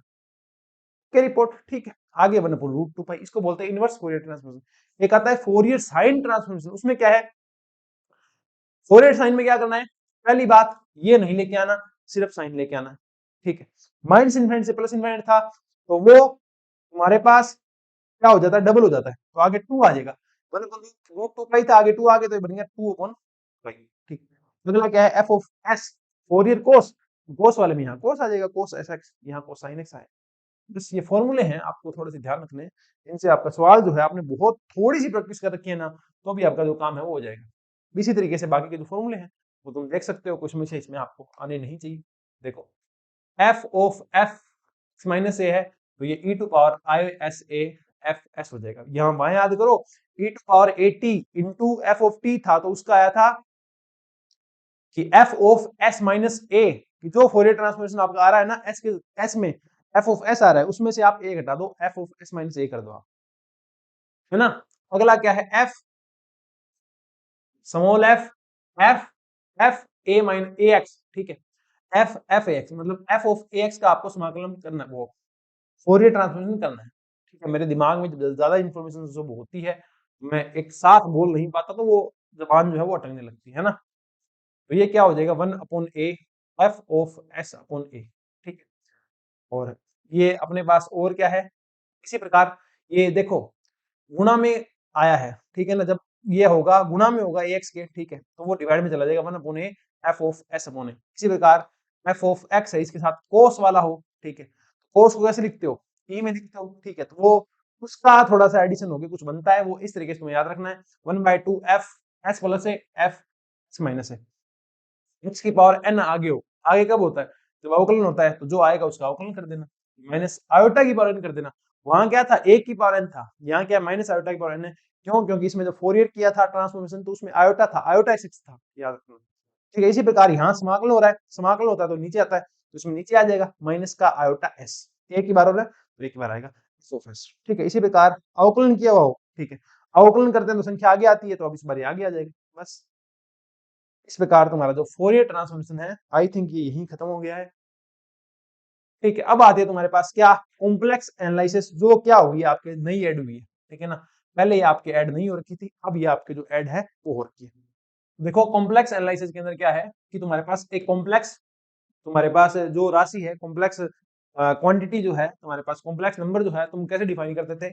हम डिफाइन करते थे, याद करो 11th क्लास में, वहां आपने पढ़ा था जेड जो है वो x प्लस आयोटा वाई के रूप में डिफाइन किया गया है। तो इसका कॉम्प्लेक्स कंजुगेट जो होगा जेड बार जो आएगा वो क्या हो जाएगा? x का x, आयोटा माइनस आयोटा आ जाएगा, तो ये x माइनस का आयोटा वाई हो जाएगा। तो ठीक है, तो इसी प्रकार हम यहाँ क्या डिफाइन करते हैं? वहां सिर्फ अपने डिजिट डिफाइन कर रहे थे, संख्या डिफाइन कर रहे थे। यहाँ हम एक फंक्शन डिफाइन करेंगे, तो कॉम्प्लेक्स फंक्शन जो है वो क्या होगा? वो इन्हीं एक्स वाई का एक फंक्शन होगा, पर वो इस प्रकार होगा कि उसमें एक तो u होगा, एक v होगा। u है वो एक्स वाई का फंक्शन है, v है वो भी एक्स वाई का आपका क्या है? फंक्शन है। और इसके साथ क्या इस बार आयोटा है, वो z x plus iota y था, यहाँ z u plus iota v है, जहां u और v है अब वो क्या है? एक्स वाई के फंक्शन है। ठीक, पोलर फॉर्म इसकी क्या होती है? पोलर होती है z equal to r e to power iota theta, जहां ई की पावर आयोटा थीटा का एक्सप्रेशन क्या होता है? Cos theta plus iota sine theta. ठीक है, यहां से जो मैग्नीट्यूड निकालोगे, अगर आप कहो जेड का मैग्नीट्यूड है वो क्या आएगा? वो आएगा आर। ठीक है, ये जो आर वाला है, आर किससे बनता है? एक्स वाई से, तो आएगा root of x square plus y square, वो वाली बात से। ठीक, अरे देखो ये क्या बना, समझो बात को। आर कोस थीटा क्या होता है? एक्स होता है। आर साइन थीटा क्या होता है? वाई होता है। तो ये क्या है? ये क्या है? ये यही तो है, ये यही तो है। ठीक है, तो ज्यादा कंफ्यूजन नहीं होना है, परेशान नहीं होना है ना। कहाँ गया? हाँ ये हो गया। अब आता है argument of Z. Z argument of Z क्या आता है? मतलब कितना कौन बना रहा है, तो ये क्या हो जाएगा? Tan inverse y upon x.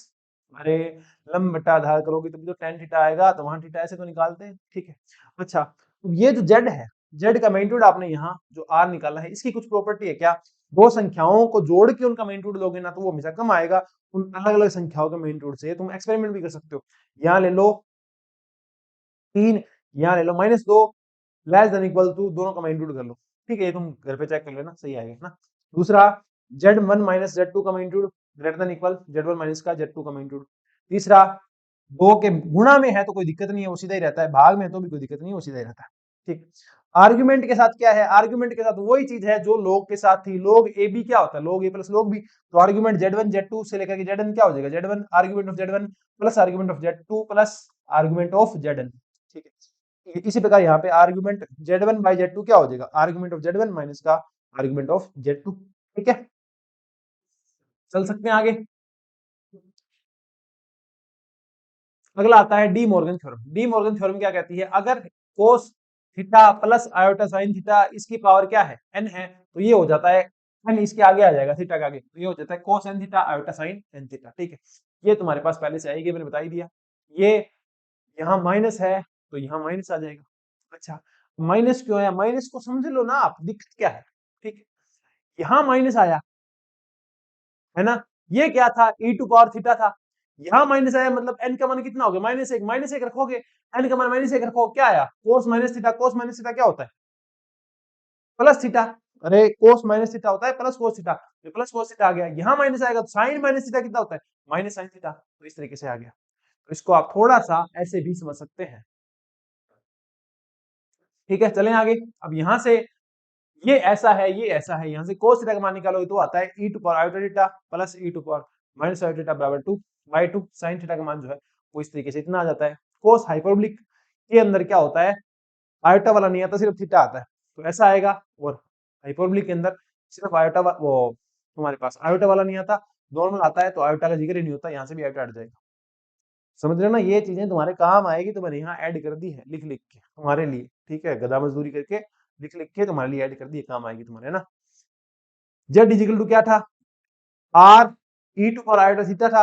अगर उसका nth तुम्हारे तुम रूट लेते हो, z to power 1 by n करते हो, तो वो आर की पावर 1 बाई एन हो जाएगा, और ये जो ई टू पावर आयोटा थीटा था इसके भी डिवाइड में क्या आ जाएगा? एन आ जाएगा। अगला आता है क्यूब रूट ऑफ यूनिटी, कि जो 1 है ना इसके क्यूब रूट लो। इसके क्यूब रूट को लिखते हैं 1 ओमेगा और ओमेगा स्क्वायर से। ठीक है, इसका मान कितना आता है? 1 आता है, एक तो एक आता है माइनस का 1 plus minus iota root 3 by का 2। ठीक है, एक बार ये प्लस है, दूसरी बार क्या है? ये माइनस है। इस तरीके से ये जो है वो तुम्हारे पास क्यूब रूट ऑफ यूनिटी, ये पूछ सकते हैं तुम्हें। ठीक है, जिसका मान जो है ये होता है, एक बार प्लस ले लोगे इसमें, एक बार क्या ले लोगे? माइनस ले लोगे। चलें आगे, आ जाओ। पढ़ाने का है ना, वैसे बैठता तो इधर से सही है। ठीक है, क्योंकि मैं इधर जाता हूँ तो मैं छुप जाता हूँ। ठीक है, क्योंकि मेरी लिखने की आदत है यहाँ से पूरा, यहाँ समझाऊंगा तो मैं तो गायब हो गया, तो यहाँ समझाऊंगा तो ठीक है, इतने में समझाऊंगा, तो ये गायब हो गया। ठीक है, तो मेरे को थोड़ा सा उस साइड लिखना स्टार्ट करना चाहिए, मुझे ऐसा लगता है बेटर, तुम्हें समझ में आई इसके लिए, है ना। करेंगे अगली बार से। इंप्रूवमेंट्स आदमी को करती रहनी चाहिए, वो उसको बहुत तरक्की देती है, आप भी करते रहें। देखो अब आता है कॉम्प्लेक्स एनालिटिक, कि मान लो कोई फंक्शन जो है वो एनालिटिक है, ये कैसे डिफाइन करोगे, कॉम्प्लेक्स फंक्शन जो है वो एनालिटिक फंक्शन है, तो उसके लिए CR इक्वेशन जो है, कोची रीमान इक्वेशन जो है वो फॉलो होनी चाहिए। अब ये क्या है, तुम्हारे पास एफ ऑफ जेड में दो पार्ट थे यू और वी, तो यू का एक्स के सापेक्ष अवकलन, वी का वाई के सापेक्ष अवकलन, मतलब डिफरेंशिएशन जो है, डेरिवेटिव जो है वो इक्वल होना चाहिए, पहली बात। दूसरी बात, इसका वाई के सापेक्ष इसके एक्स के सापेक्ष के नेगेटिव होना चाहिए। समझ गए। पोलर फॉर्म में क्या आएगा, पोलर फॉर्म में सिंपल सी बात है, एक्स की जगह तो रख दो डेल आर, वाई की जगह लिख देना आर डेल थीटा। ठीक है, तो ये जो तुम्हारी इक्वेशन जो है वो पोलर फॉर्म में कन्वर्ट हो जाएगी। ओके, अगला आता है पोलिनोमियल, कोई फंक्शन जो पोलिनोमियल फंक्शन हो, मतलब x की पावर 2, x की पावर 3, या कांस्टेंट फंक्शन हो, या एक्सपोनेंशियल फंक्शन हो, या sin z फंक्शन हो, या cos z फंक्शन हो। ठीक है, ln z expansion, ln z function हो, except z is equal to 1, tan z function हो, sec z फंक्शन हो, एक्सेप्ट एक्सपोनेंशियल z। ठीक है, cot z हो हमारे पास, cosec z हो। ठीक है, cosec z मतलब z is equal to n pi के अलावा। ठीक है, 1 अपॉन z की पावर n फंक्शन हो। ठीक है, ये सारे फंक्शन क्या होते हैं, एनालिटिक होते हैं। अच्छा, एनालिटिक का अर्थ क्या है, फिजिकल मीनिंग क्या है, एनालिटिक का मतलब है वो इनफाइनाइट नहीं होंगे, उनको आप उनके बारे में बात आप कर सकते हो, उनकी वैल्यू कितनी आएगी उनकी बात कर सकते हो। ठीक है, सारे फंक्शन क्या होंगे, एनालिटिक होंगे। अब देखो z is equal to not zero क्यों लिखा, z का मान जीरो रखती है, कितना हो जाएगा, इनफाइनाइट हो जाएगा, अनडिफाइंड हो जाएगा। तो जो डिफाइंड ही नहीं है उसको तुम क्या एनालाइज करोगे, है ना, क्या उसका एनालिसिस करोगे। दैट्स व्हाई ये z is equal to zero पे नॉन एनालिटिक है। ठीक है, अगला देखो, एफ जेड जब इनफाइनाइट हो गया तो एनालिटिक नहीं रहता है, ये बात मैंने थोड़ी सी लिखी है। एक और हार्मोनिक फंक्शन किसको बोलते हैं, कि तुम्हारा जो फंक्शन है, गिवन फंक्शन जो है वो हार्मोनिक है, कब होगा, जब उसका यू और वी जो पार्ट है वो ये फॉलो करे। ठीक है, वो तुम्हारे पास लाप्लासियन, तुम्हारी जो इक्वेशन है, लाप्लास इक्वेशन जो होती है ईडी के अंदर, del square phi is equal to zero, वही वाली ये बात है, del square u by del x square, del square u by del y square. अगर 3D में है तो del square u by del z square का एडिशन जीरो होगा, तो ये हार्मोनिक फंक्शन निकल आएगा, सेम वी के साथ है। ठीक है, चलें आगे, आ जाओ। अब क्या आता है तुम्हारे पास, अगर तुम्हारा जो फंक्शन एफ जेड है वो मिक्सचर ऑफ जेड है, मतलब जेड जेड बार है, ठीक है, जेड जेड बार क्यूब है या जेड बाई जेड बार है, तो वो कभी भी एनालिटिक नहीं हो सकता। ये रूल भी आप जो है वो याद रखेंगे। ठीक है, तीसरी बात, अगर आता है मिलने थॉमसन मेथड। मिलने थॉमसन मेथड क्या कहता है, अगर तुमको एफ ऑफ जेड डिफाइन करने के लिए तुमको यू और बी दो चाहिए, पर मान लो तुमको एक ही दिया हुआ है, ठीक है, मान लो यू दिया हुआ है, तो आप एफ ऑफ जेड कैसे डिफाइन करोगे, या वी दिया हुआ है तो एफ ऑफ जेड कैसे डिफाइन करोगे, वो देखो। आपको क्या करना है, जो यू गिवन है उसका एक्स रिस्पेक्ट में डेरिवेटिव करो। ठीक है, और उसके एक्स कोमा वाई, उसमें एक्स कोमा वाई आएगा, है कि नहीं, यू किधर था, एक्स वाई का फंक्शन था, एक्स की जेड रख देना, वाई की जीरो रख देना, जो फंक्शन आ गया उसको फाई वन मान लो। इसी प्रकार यू का वाई के सापेक्ष करो, पॉइंट रखो जेड कोमा जीरो, जो आ गया उसको फाई टू अब मान लो। तो जो एफ जेड वन क्या आएगा, वो क्या आ जाएगा, समाकलन of f one z zero minus phi two z comma zero d z. ठीक है, और यहाँ आएगा आयोटा, जो मैं लगना भूल गया। ठीक है, इसका समाकलन कर देना जेड के सापेक्ष, जो फंक्शन आएगा वो जेड होगा। अच्छा, ये यहाँ क्यों आया, तुम सोच सकते हो क्या, सोचो देखो, क्या यहाँ क्या था, यू और वी आता आता ना, नो डाउट। ठीक है, यू आ गया यहाँ, नो डाउट है, वैसे वैसे आ गया एक्स सापेक्ष, वी किसमें चाहिए, एक्स के सापेक्ष चाहिए, वी किसके सापेक्ष चाहिए, एक्स के सापेक्ष चाहिए, पर यहाँ तो वाई के सापेक्ष है। सोचो बात, वी कहाँ चाहिए तुम्हें, एक्स के सापेक्ष चाहिए, तो सीआर इक्वेशन से तुम्हें याद होगा, तो ये इसके इक्वल था, है कि नहीं, तो इसका नेगेटिव लोगे ना, अरे इसका वाई वाले का, ठीक है, इसका नेगेटिव लोगे तो ये आएगा, वो मान नेगेटिव मैंने नहीं यहाँ लिखा, तो प्लस का आयोटा वी आता है, तो ये माइनस का बन गया। ठीक है, ये अवकलन कर रखा है तुमने यहाँ, है ना, तो इसका समाकलन कर दोगे तो एफ जेड आ जाएगा। उम्मीद करता हूँ बात समझ में आई होगी। इसी प्रकार वी के सापेक्ष वी दे रखा है, डेरिवेटिव करो जेड जीरो लाओ, फाई वन बोलो, डेरिवेटिव करो जेड जीरो करो, फाई टू लाओ, इसका मान इसमें रखो, इस बार प्लस ही है, ये खोपड़ी तुम चलाना कि ऐसा प्लस क्या, प्लस सिंपली हो जाएगा, इसमें तो कोई दिक्कत है ही नहीं, है ना, v वाला तो कोई दिक्कत है ही नहीं। अब यहाँ dv बाई dx है, dv बाई dx है, रुको एक मिनट। ठीक है, यहाँ क्या किया है, अरे ये वाई है ना, ये वाई है। ठीक। तो देखो क्या करना है यहाँ पे अपने को कि d v by d y क्या था, d u by d x था, तो ये यहाँ आएगा क्योंकि यू वाले का मान अपने को यहाँ रखना है, यहाँ अपने को वी वाई रखना है, वी वाले का रखना है, तो वी वाले का सिंपली एक्स आई वाला ही जाएगा, इसका समाकलन कर दोगे तो आपसे आ जाएगा। ठीक है। अब मुझे क्योंकि मेरा थोड़ा सा क्या होता है, मुझे आदत है थोड़ा डिटेल में पढ़ाने की, तो मुझे हर बार ऐसे होता है कि क्या ये चीज तुमको समझ में आई है नहीं आई है, ऐसे थोड़ा सा मुझे रहता है। ठीक है। अगला देखो क्या है तुम्हारे पास, एफ जेड जेड की पावर एन है, तो ये फंक्शन तुम्हारा एनालिटिक कहलाएगा। ठीक है।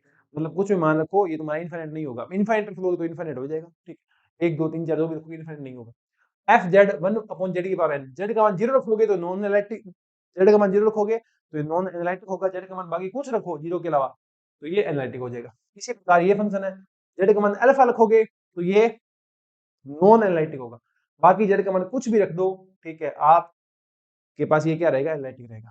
ठीक इसी प्रकार ये है, तो ये तो हो ही नहीं सकता, जेड बार आ गया, जहां जेड बार आ गया वो एनालिटिक है ही नहीं, खत्म। अब आता है Taylor series expansion. Taylor series expansion क्या होता है तुम्हारे पास कि जिन पॉइंट के ऊपर तुम्हारा जो फंक्शन है वो एनालिटिक है, ठीक है ना, मतलब मान लो इस स्पेस के अंदर ये तुम्हारा फंक्शन है और इस पूरे स्पेस के अंदर r लेस देन r के लिए इसके अंदर तुम्हारा फंक्शन क्या है, एनालिटिक है, तो किसी भी पॉइंट के ऊपर आप उस फंक्शन को एक्सपेंड कर सकते हो, इसको बोलते हैं टेलर सीरीज एक्सपेंशन। वो कैसे करते हैं, एफ ऑफ ए मतलब उस फंक्शन जो भी तुम्हारा फंक्शन था उसके अंदर ए रख दिया, जेड का मान दूसरा जेड माइनस ए, ठीक है, और उस जो फंक्शन था उसका पहले डेरिवेटिव किया फिर उसमें ए रखा। इस तरीके से तुम तो आगे देख सकते हो, आगे से आगे जो है वैसे रहता है। ये है टेलर सीरीज, है ना।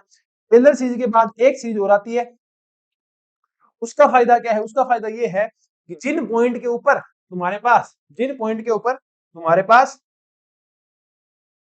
एनालिटिक नहीं है ना, उन पॉइंट के रिस्पेक्ट में भी आप किसी फंक्शन का एक्सपेंशन कर सकते हो। टेलर सीरीज में सिर्फ और सिर्फ आप उन्हीं पॉइंट के अबाउट एक्सपेंड फंक्शन को कर सकते हो जिनके ऊपर फंक्शन क्या है तुम्हारा, एनालिटिक है। लेकिन दूसरी एक और आएगा, मुझे याद नहीं है कौन सा है वो, इधर आ जाएगा नाम, लोरेंट सीरीज, है ना। तो लोरेंट सीरीज एक्सपेंशन का फायदा क्या होता है कि आप उन फंक्शन के अबाउट भी उसको एक्सपेंड कर सकते हो जिनके ऊपर वो क्या नहीं है, एनालिटिक नहीं है।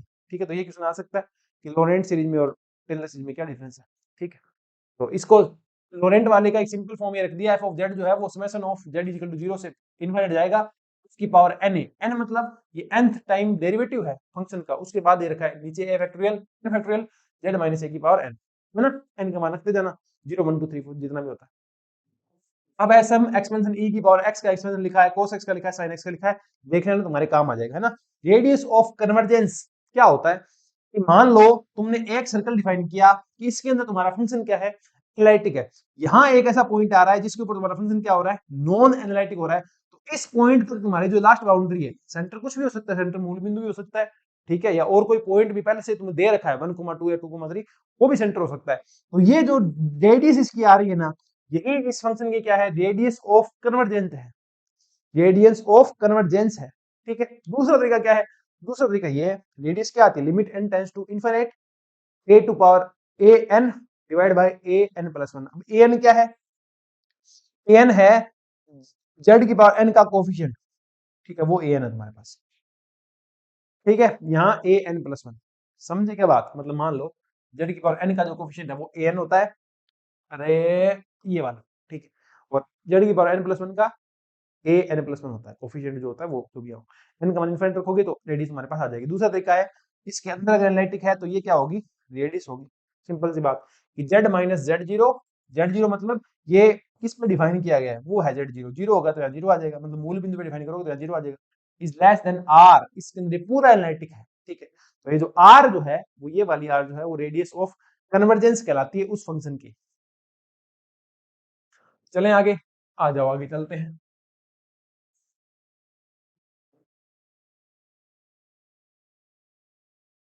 अब आता है तुम्हारे पास लोरेंट सीरीज एक्सपेंशन। लोरेंट सीरीज एक्सपेंशन वही बात, ठीक है, जहां पर तुम्हारा एनालिटिक नहीं है वहां भी इसको तो डिफाइन कर सकते हो। तो ये क्या कर रहा है, तुम्हारे पास एफ ऑफ जेड है वो दो पार्ट से मिलकर बनता है, एक एनालिटिक वाला एक प्रिंसिपल पार्ट वाला। प्रिंसिपल वाले के अंदर 1 अपॉन जेड नीचे आएगा और एनालिटिक वाले में जेड जो है वो ऊपर आएगा, ठीक है। तो f of z n equal to 0 से इनफाइनाइट और एन इजिकल टू 0 से इनफाइनाइट, ठीक है। A n z minus z zero की पावर एन और ये b n z by z zero की पावर एन।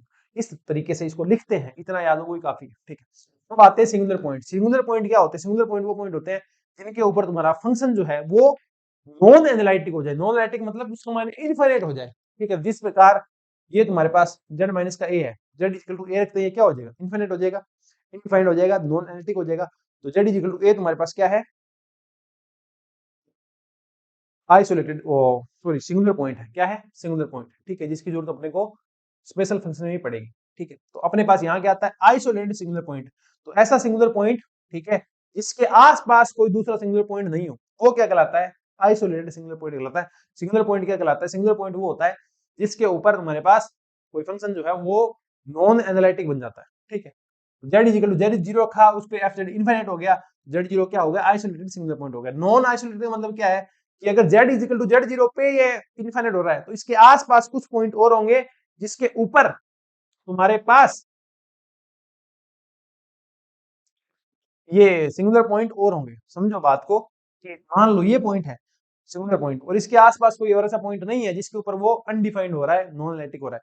तो ये सिंगुलर पॉइंट अकेला है, इसके आसपास कोई है ही नहीं, तो ये क्या हो गया? आइसोलेटेड। अगर इसके नेबरहुड में और भी हो तो ये जो सिंगुलर पॉइंट है ये कौन सा कहलाएगा? नॉन आइसोलेटेड, है ना। ये मैंने ये आइसोलेटेड का सही लिखा है मैंने, ठीक है।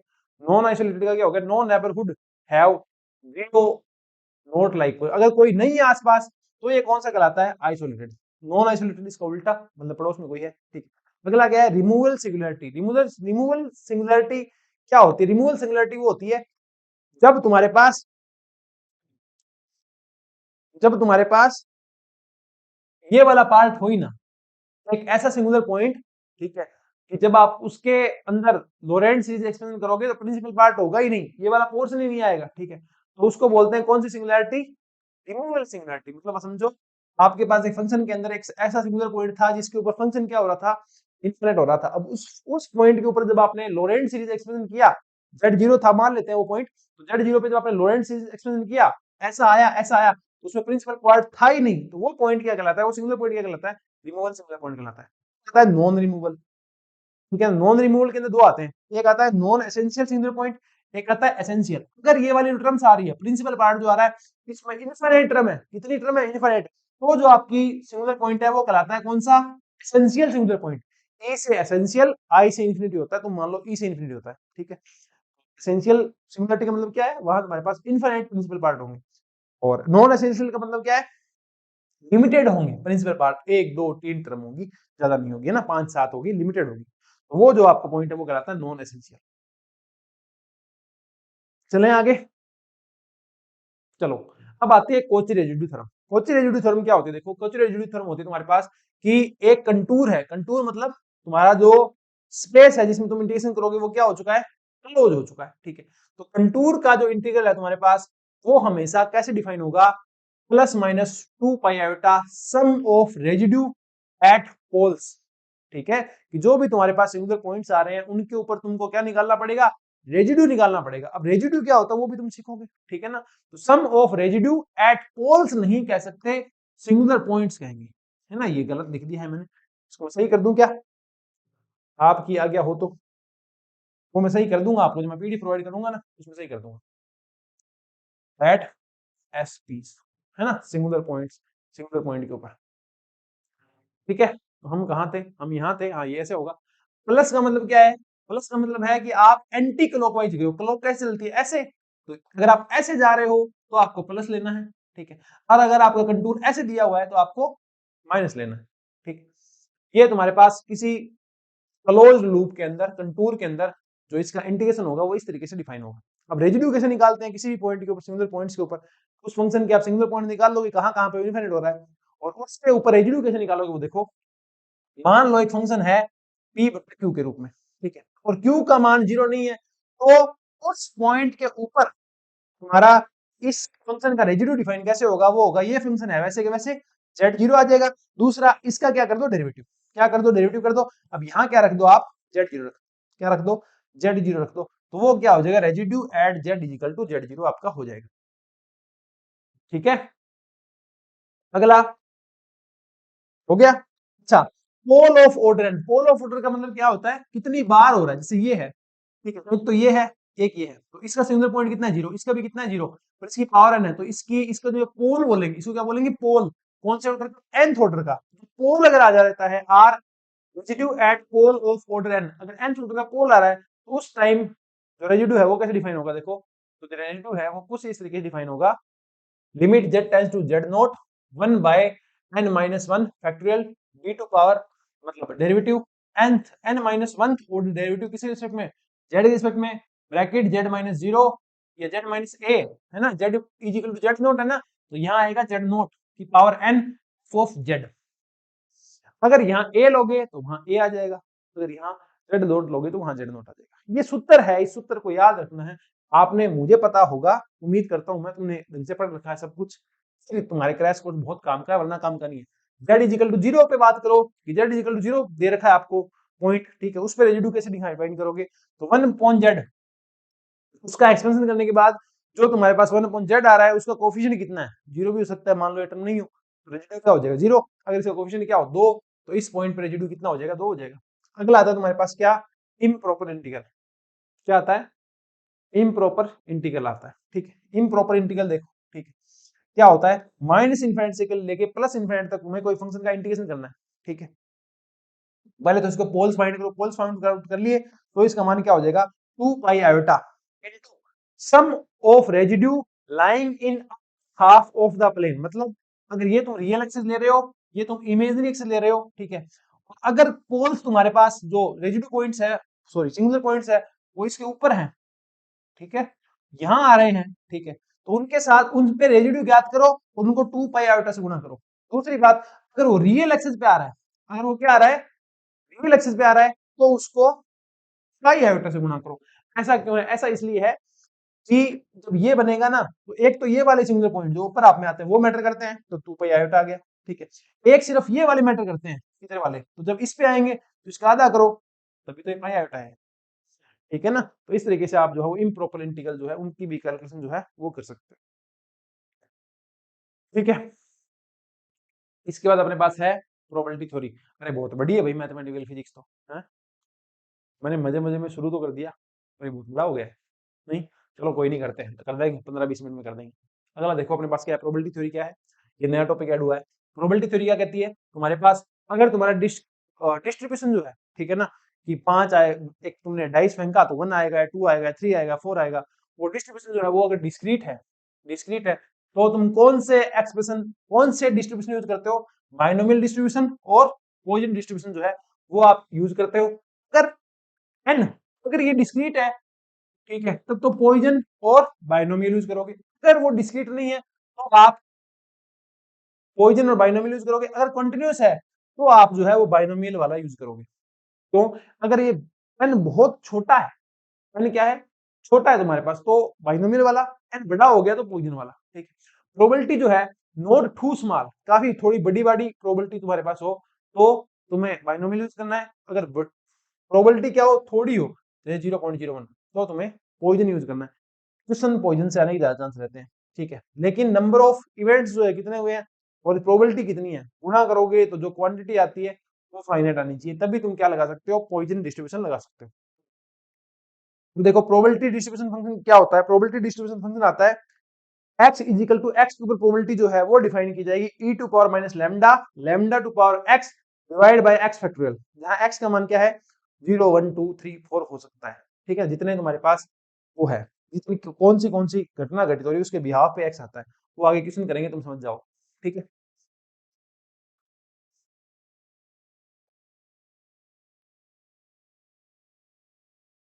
ओके, हाँ, अब यहाँ जो लैम्डा है तुम्हारे पास, लैम्डा क्या है, लैम्डा है तुम्हारे पास मीन या एवरेज वैल्यू, जिसका मान होता है n इंटू पी, ठीक है, n क्या नंबर ऑफ इवेंट्स है, वेरिएंस जो है वो कितना होता है सिग्मा स्क्वायर, जिसका मान होगा एनपी, सेम का सेम, ठीक है। स्टैंडर्ड डेविएशन करोगे तो इसका रूट आ जाएगा, बस। अब क्वेश्चन देख लो, ए ट्रांसमिशन चैनल हैज पर digit error probability of this, ये प्रोबेबिलिटी इतनी छोटी है तो कौन सा यूज करेंगे, पोजीशन वाला। Calculate probability of more than 1 error in 10 received digit, digit कितने हैं 10 है, तो 10 गुणा ये n हो गया 10, p हो गया इतना, ठीक है। एरर क्या होना चाहिए, एक से ज्यादा होना चाहिए, मोर देन 1, तो प्रोबेबिलिटी क्या निकालनी, p of x more than 1, ठीक है। तो हम क्या कर दे, पी टोटल माइनस का पी 0 और 1, मोर देन 1 की निकालनी है, लेस देन 1 वाली है, लेस देन 1 वाली निकाल के घटा देते हैं, यही तो है। पी टोटल क्या आएगी, हमेशा 1 आएगी, टोटल प्रोबेबिलिटी कितनी है, 1 होती है। पी 0 निकालोगे इस फॉर्मूले से निकालो, p of x is equal to x e to power minus lambda lambda to power x और x फैक्टोरियल, x का मान 0 रखना, लैम्डा का मान np हो जाएगा, n कितना 10 है, p कितना इतना है, तो x का मान भी है, लैम्डा का मान भी है, बस और क्या चाहिए तुमको, सब आ गया। तो यहाँ ये निकाल लो, 0 के ऊपर निकाल लो और 1 के ऊपर निकाल लो, उसमें मान रख दो, तुम्हारा काम जो है वो हो जाएगा, ठीक है। इसके बाद तुम्हारे पास क्या आता है, इसके बाद अपने पास आता है नॉर्मल या गाउसियन डिस्ट्रीब्यूशन। क्या आता है, नॉर्मल या गाउसियन डिस्ट्रीब्यूशन आता है, ठीक है। इसमें क्या है, कंटिन्यूअस तुम्हारे पास जब डिस्ट्रीब्यूशन आएगा तो कौन सा फंक्शन यूज करेंगे, गाउसियन डिस्ट्रीब्यूशन यूज करेंगे। इसका जो प्रोबेबिलिटी फंक्शन आता है, प्रोबेबिलिटी डिस्ट्रीब्यूशन फंक्शन आता है, वो कुछ इस तरीके से आता है, ये तुमको पेपर में दिया हुआ होगा, ठीक है। इसको करना है कंपेयर, तो जो रूट 2 पाई का गुणा जो होगा ना, सिग्मा है, तो ये तुम्हारा होगा स्टैंडर्ड डिवीजन, इसका स्क्वायर कर दोगे तुम्हारे पास आ जाएगा वेरिएंस। ये देखे पूछेगा वो कि बताओ इसका वेरिएंस कितना है, स्टैंडर्ड डिवीजन कितना है, ठीक है। और इसका जो ग्राफ होगा, इसका जो ग्राफ होगा तुम्हारे पास एक्स के सापेक्ष, उसका एरिया अंडर द कर्व निकाल दोगे तो प्रोबेबिलिटी आ जाएगी, समझ रहे हो ना। ये पॉइंट है, ये वो पॉइंट है जिसपे ये क्या ले रहा है, अपनी मैक्सिमम वैल्यू है, तो इसका यहां से यहां तक जो एरिया अंडर द कर्व है वो आएगा 1/2, समझ रहे हो ना। यहाँ एरिया अंडर द कर्व आपको क्या देगा, तुम्हारे पास हाफ प्रोबेबिलिटी दे देगा यहां से यहां तक की, ठीक है। इसका मैक्सिमम मान कितना होता है, मैक्सिमम मान होता है 1/σ√2 पाई, ओके। ये x माइनस का m होता है यहाँ, तो ये इसके क्या है, मीन वैल्यू है, मोड मीन मीडियम सब m ही है, तो x में से क्या घटा हुआ, मान लो 2 घटा हुआ है, तो मैं पूछ ले मीन का मान क्या होगा, 2 होगा, मीडियन का मान क्या होगा, 2 होगा। ये इस तरीके से है, ये सिग्मा स्क्वायर 2 सिग्मा स्क्वायर है, या ये सिग्मा देख लो, ये देख लो, ये है, तो ये स्टैंडर्ड डिवीजन इसका स्क्वायर कर दोगे, मान लो यहाँ 5 है, तो स्टैंडर्ड डिवीजन कितना हो गया 5, वेरिएशन कितना हो जाएगा, वेरिएंस कितना हो जाएगा 5 का स्क्वायर 25, ठीक है। चलें आगे, आ जाओ।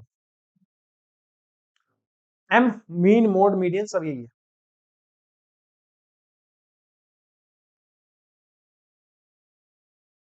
नेक्स्ट और लास्ट टॉपिक तुम्हारे पास, और one of the most important topic तुम्हारे पास कौन सा है, स्पेशल फंक्शन है। स्पेशल फंक्शन क्या होता है, special function is a specific type of differential equation, ठीक है ना। Specific type of differential equation है तुम्हारे पास स्पेशल फंक्शन, ये तुम्हारे पास 4 है, पिछली बार 2 थे, 2 और ऐड कर दिए तो अब 4 है, तुम्हारे पास लगूरे भी है, कौन सा लिजेंड्रे भी है, हर्माइट भी है, बेसल भी और लिजेंड्रे लगूरे भी है, ठीक है, 4 है, जिसमें से ये 2 मोस्ट इंपोर्टेंट है, ये हल्का सा इंपोर्टेंट है, ये कोई खास इंपोर्टेंट नहीं है, ठीक है। और मैंने इनकी टेबल बना दी, कंपेरिजन कर दिया, उससे आपका जो काम है वो चल जाएगा। तो आ जाओ, लीजेंड्रे पोलिनोमियल देखो, लीजेंड्रे पोलिनोमियल क्या कहता है, लीजेंड्रे पोलिनोमियल कहता है क्या, इसमें इस तरीके की डिफरेंशियल इक्वेशन होगी, d by d x minus 1 minus x square d y by d x, ये पूरा ब्रैकेट बंद हुआ है, इसका डेरिवेटिव कर रहा है, ठीक है, डेरिवेटिव करेगा तो इतना आएगा, ठीक है। 1 minus x square d two y by d x square minus 2x d y by d x plus n n plus 1 y is equal to 0, ठीक है।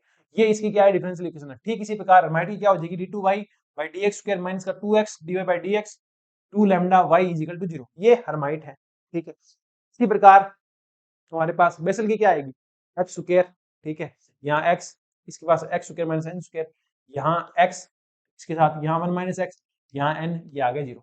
तो ये चारों डिफरेंशियल इक्वेशन है जो तुमको पक्की पक्की याद होनी चाहिए कि ये डिफरेंशियल इक्वेशन जो है वो किसकी है। मेरा याद रखने का तरीका ये था, बेसल है तो इसमें b आता है, तो ये सेफ है, तो मैं इसको ऐसे कर लेता था, ठीक है। तो यहाँ एक्स स्क्वायर मुझे दिखेगा, लगूरे के अंदर यहाँ मुझे x दिखेगा, मैं ऐसे याद रखता था, ठीक है। और इसके अंदर लीजेंड्रे के अंदर 1 माइनस एक्स स्क्वायर दिखेगा, और हर्माइट में मुझे इसके साथ कुछ नहीं दिखेगा, ठीक है। ये 10 बार पढ़ोगे ना याद हो जाएगी। अब आता है जनरेटिंग फंक्शन। जनरेटिंग फंक्शन मतलब जो लीजेंड्रे फंक्शन है वो पूरा पूरा जनरेट किससे होगा, कौन सा फंक्शन यूज करूंगी मैं पूरा पूरा जनरेट हो जाए, तो वो तुम्हारे पास है 1 minus 2xt plus t square की power minus half summation of p n x t की पावर एन। तुम इसको एक्सपेंड करके जब एन कंपेयर करते हो, ठीक है, कि टी की पावर 1 के साथ जो गुणा है वो p1x आएगा, टी स्क्वायर है जो p2x आएगा, तो वहां से आप क्या कर सकते हो, लीजेंड्रे फंक्शन निकाल सकते हो, ठीक है। जनरेटिव फंक्शन इसका क्या होता है, ये होता है e to power 2xt minus का टी स्क्वायर, इसको एक्सपेंड कर दो, इक्वल टू क्या, summation of n equal to 0 से infinite h n x divide by n factorial, और ये t टू पावर n, ठीक है। ये इसका जनरेटिव फंक्शन आ जाएगा, ये दो के इंपॉर्टेंट है, ठीक है। ये इसका जनरेटिव फंक्शन है जो कि बहुत ज्यादा इंपॉर्टेंट नहीं है, ठीक है। ये इसका जनरेटिव फंक्शन है लेगुरे का, जो कि इतना इंपॉर्टेंट जो आपके लिए नहीं है, याद रखते हो आप, पर मुझे नहीं लगता इतना इंपॉर्टेंट है।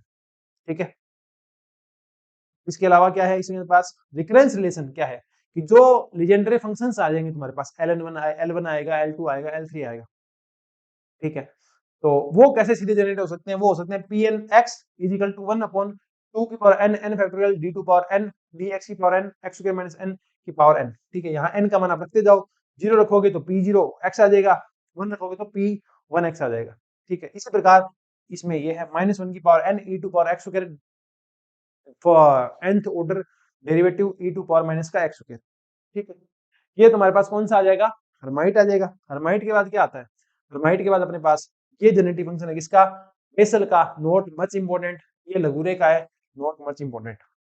ठीक है, और क्या है, अब आता है ऑर्थोनॉर्मेलिटी कंडीशन। ऑर्थोनॉर्मेलिटी कंडीशन क्या होती है, तो तुम्हारे पास फंक्शंस आ जाएंगे, लेजेंडरी फंक्शन है वो आ जाएगा तुम्हारे पास। ठीक है, तो उसमें जो फंक्शन आएगा जैसे p1x आ गया, p2x आ गया, p0x आ गया, वो आपस में किस तरीके से काम करेंगे। ठीक है, तो याद करो क्वांटम मैकेनिज्म में मैंने तुम्हें बताया था ऑर्थोनॉर्मेलिटी कंडीशन, ठीक वैसे ही यहाँ लगती है। -1 से 1 pmx pnx dx, मतलब ये सेम होंगे तो 0, सॉरी सेम नहीं होंगे तो 0। ठीक है, सेम होंगे तो डेल mn का मान 1 और डेल mn के आगे क्या आएगा 2 अपॉन 2n+1। सेम हो गए तो m रखो या n रखो, बात तो एक ही है, तो ये क्या आ जाएगा 2n+1 आ जाएगा। मोस्ट इंपोर्टेंट है ये। ठीक है, इसकी सारी प्रॉपर्टी बहुत इंपोर्टेंट है। इसमें ये इसका है तुम्हारे पास orthonormality condition, but not much important. Minus infinite से infinite e to power x square hmx hn dx is equal to 2 to power n n factorial root pi del mn। ठीक है, वो इतना इंपोर्टेंट नहीं है। हाँ, इंपॉर्टेंट नहीं है, पर ये ध्यान रखो, जीरो वाला तो याद कर ही सकते हो, जहां ये इक्वल नहीं होगा, जहां ये अलग अलग होगी ना, तो वहां जीरो हो जाएगा। ठीक है, एक आता है regular singular point. Singular point जो है उसकी बात देख लो। सिंगुलर पॉइंट क्या होता है, ये वाला जो पोर्शन है ना वो इसके नीचे लेके जाओ 1 माइनस एक्स स्क्वायर। ठीक है, तो यहां से देखो x के किस किस के मान पे ये इनफाइनाइट हो रहा है, तो x के +-1 के ऊपर ये क्या हो रहा है, इनफाइनाइट हो रहा है। तो ये इसके रेगुलर सिंगुलर पॉइंट लीजेंडरे के कौन से हैं, +-1 है। ये तुम थोड़ा सा क्या रखना, याद रखना। ठीक है, और ये इसका ऑर्थोनॉर्मेलिटी कंडीशन हो गई। और इसका रेगुलर सिंगुलर पॉइंट क्या हो जाएगा, x को किसी में भाग दोगे तो x से x गया, नीचे क्या बचा इतना, इसका मान क्या रखूं, ये इनफिनिट हो जाए 0। तो इसका रेगुलर सिंगुलर पॉइंट कितना है 0, किसका, बेसल का। लगूरे के लिए तुम्हारे पास ये ऑर्थोनॉर्मेलिटी कंडीशन है, सबके लिए 0 वाली जरूर याद रखना। जब ये दोनों क्या है अलग अलग है, तो आपका जो दो फंक्शन दिए होंगे चाहे कौन से भी दिए हो, L2 L3 दिया हो, L1 L2 दिया हो, तो उनका जो इंटीग्रेशन तुम कर रहे हो वो हमेशा 0 हो जाएगा। इसका रेगुलर सिंगुलर पॉइंट फिर से 0 है, x डिवाइड में जाएगा 1/x। आपको क्या करना है, इसको अकेला करना है, तो साथ में जो जा रहा है वो यहाँ डिवाइड। इसका क्या मान रखूं कि इनफिनिट हो जाए, तो यहाँ पे क्या लिखोगे x इज इक्वल टू 0, है कि नहीं।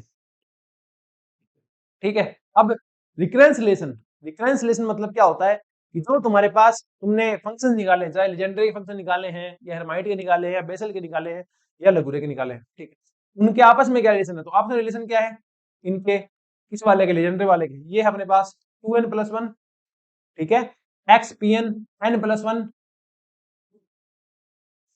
ठीक है, 2n+1 p n n+1 p n+1 n p n -1 2n+1 p n n+1 का डेरिवेटिव, ठीक है, माइनस पी n -1 का derivative n p n x P n first derivative, मतलब इस पी n का डेरिवेटिव, x का डेरिवेटिव नहीं है, पी n -1 का डेरिवेटिव। ठीक है, इसी प्रकार 1 minus x square p n dash मतलब पी एन का डेरिवेटिव, और n पी n -1 माइनस का x पी एन। ठीक है, ये इंपॉर्टेंट है, बाकी इंपॉर्टेंट नहीं है इतने ज्यादा।